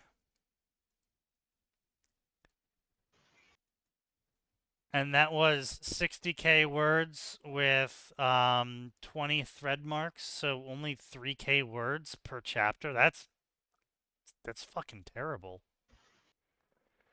Especially with this sort of setup of a story. I guess unless you're ending it every time he dies. Top is the author. That's what I said. Isekai as Aura the Demon, that's definitely someone's fetish. 120% someone's fetish. 1,000%. Look, there was a fucking story that someone recommended where the main character dies, gets isekai'd into this cultivator world crossover with D&D, and I mean a literal crossover, as in the cultivator world is crossing into Forgotten Realms, and the main character is waking up as a wizard elf lolly. Their words, not mine. And in D&D. And their first air quotes campaign adventure is Fanover. All of these words I've just said will make sense pretty much only to Atten, who isn't here anymore.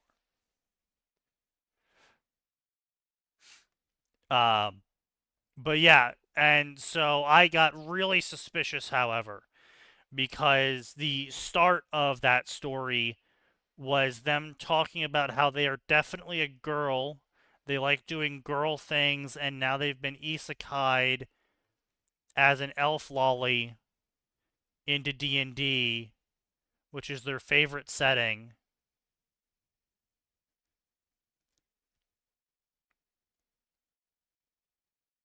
And I was just like, man, we're working with like percentile fractions here, right?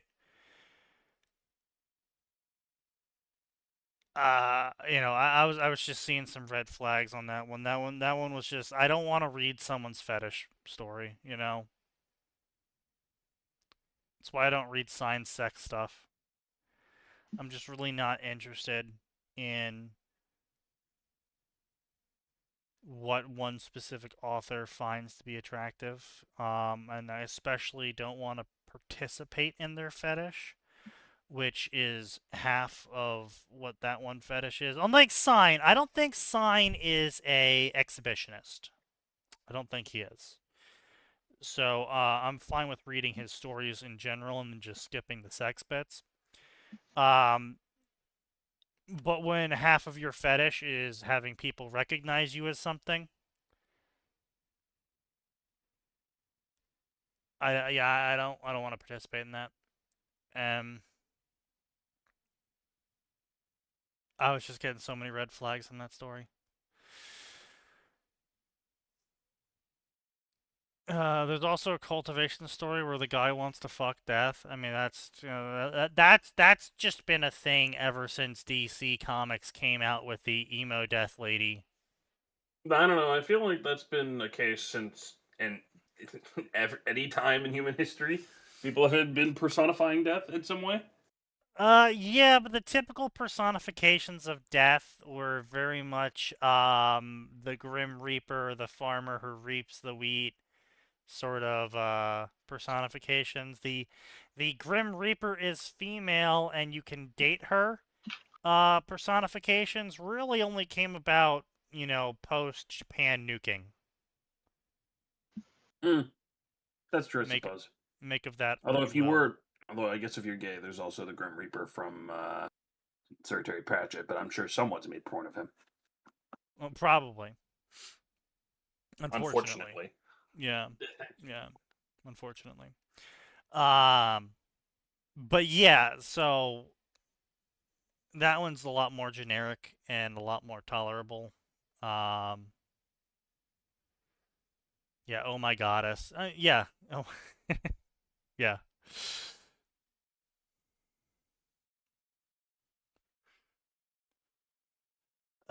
So let's see what else this unfortunately now deceased author has written.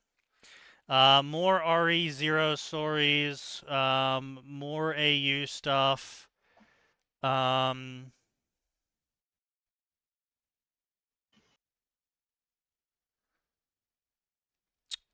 I don't Rem TLDR AU. Rem is a very eccentric witch cultist.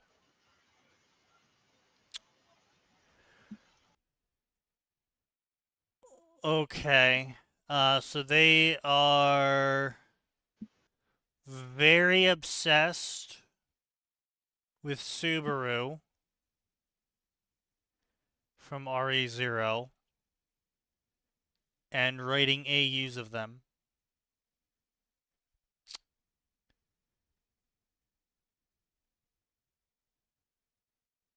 With their latest and longest story being about a guy who is isekai'd as a girl. Yes, the dream of all alchemists. Indeed. Well, okay. I'm not going to say too much about this author because they're dead now. And as far as I know, they did not commit any war crimes or otherwise crimes against humanity besides writing the fanfics they did, and that's unfortunately not a recognized crime against humanity, so... Nothing we can do on that front, then, I suppose. Subaru, so the story that they were inspired by is called Please Help Me, Lady Elf.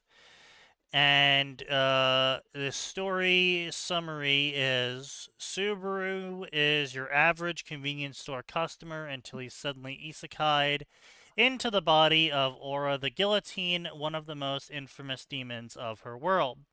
1 second he's reaching for noodles, the next second he's getting called a monster and murdered by a beautiful but terrifying elf named Freerin. Trapped in a body that is not his, burdened with Aura's demonic legacy, her terrifying magic, Subaru must navigate a world that wants him dead for crimes he didn't commit yet.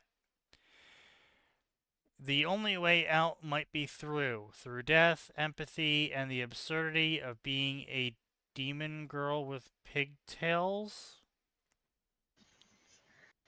I took 10 minutes to eat pizza. What the hell did I come back to? Someone simping for Aura the Guillotine again. Yeah. Oh. Also, why is someone, not that I object, but why is someone posting, oh my god, I can't remember the anime. Oh my goddess? Yu Yu Hakusho? No. Yeah, Yu Yu Hakusho. What was that anime? Right, that's what it was. Shinky said, "Oh my goddess." Yeah. I haven't heard that one in a while. Fuck yeah, I know. But no, I was talking about how I had stumbled upon a story that was very suspicious with its secret fetish.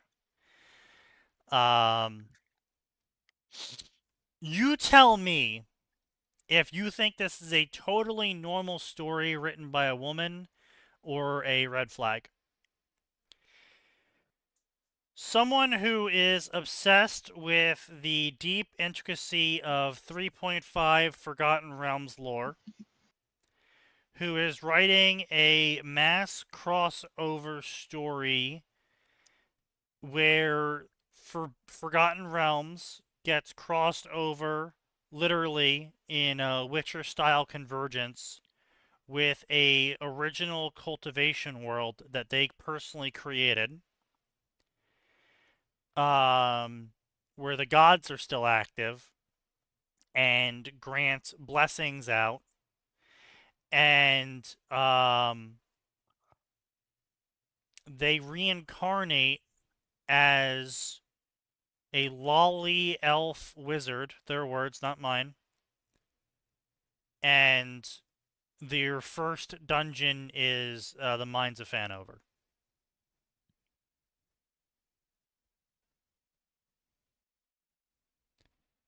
Fandelver, my bad.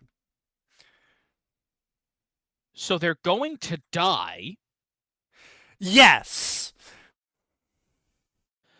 Like, let's be very clear. You're going to. You are a solo wizard in Fandelver. I don't care if you're they starting get on an the first adventuring floor. party. Okay. They get their adventuring party, yeah. But they are the sole main character. I see. Also, I'll be honest, I really don't care if you have a party. Fandelver sucks. Like, let me rephrase that. Mines of Fandelver is probably one of the best modules D&D has put out in a hot minute. That does not mean that the Mines of Fandelver adventure is not high. Yeah, also they're going to be rolling for everything, so they're going to be rolling for damage and XP and spells and attacks.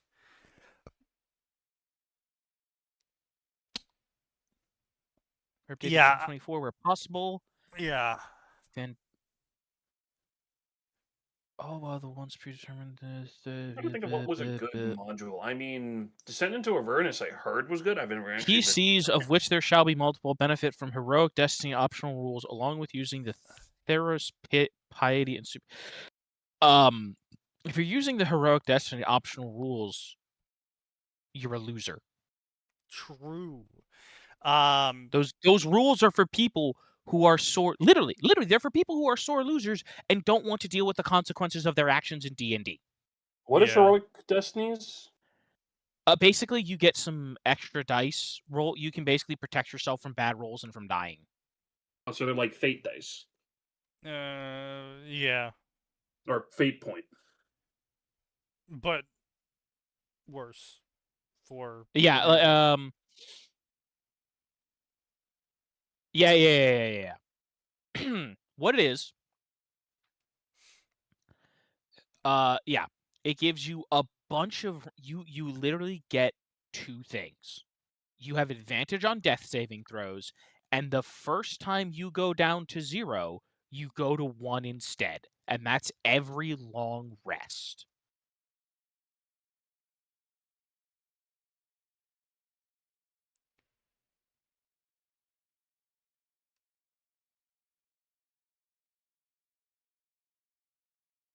Oh God, it's a fan fiction of a fan fiction of a fan fiction? Oh jeez. But yeah, so just sorry, not the D&D one, the simping for Aura one, where apparently the original fanfic is called Variance, Variance, and Variance, which is a series of AU fanfics collection snippets, which then inspired Please Help Me, Lady Elf, which then inspired Lamb in Wolf's Clothing. In Heroic Destiny, this seems like it would be really good in like high mortality games, actually. Well, apparently Orpheus wants to go ahead and run a high mortality roguelike D&D campaign soon. So that's going to be interesting.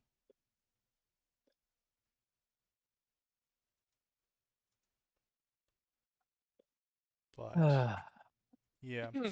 Anyway, we are going to be wrapping it up tonight, gentlemen. Thank you, everyone, for coming. There are surely more crash outs to come, and someday we might even have enough fan fiction to directly talk about again. But until that point is reached, we will see you on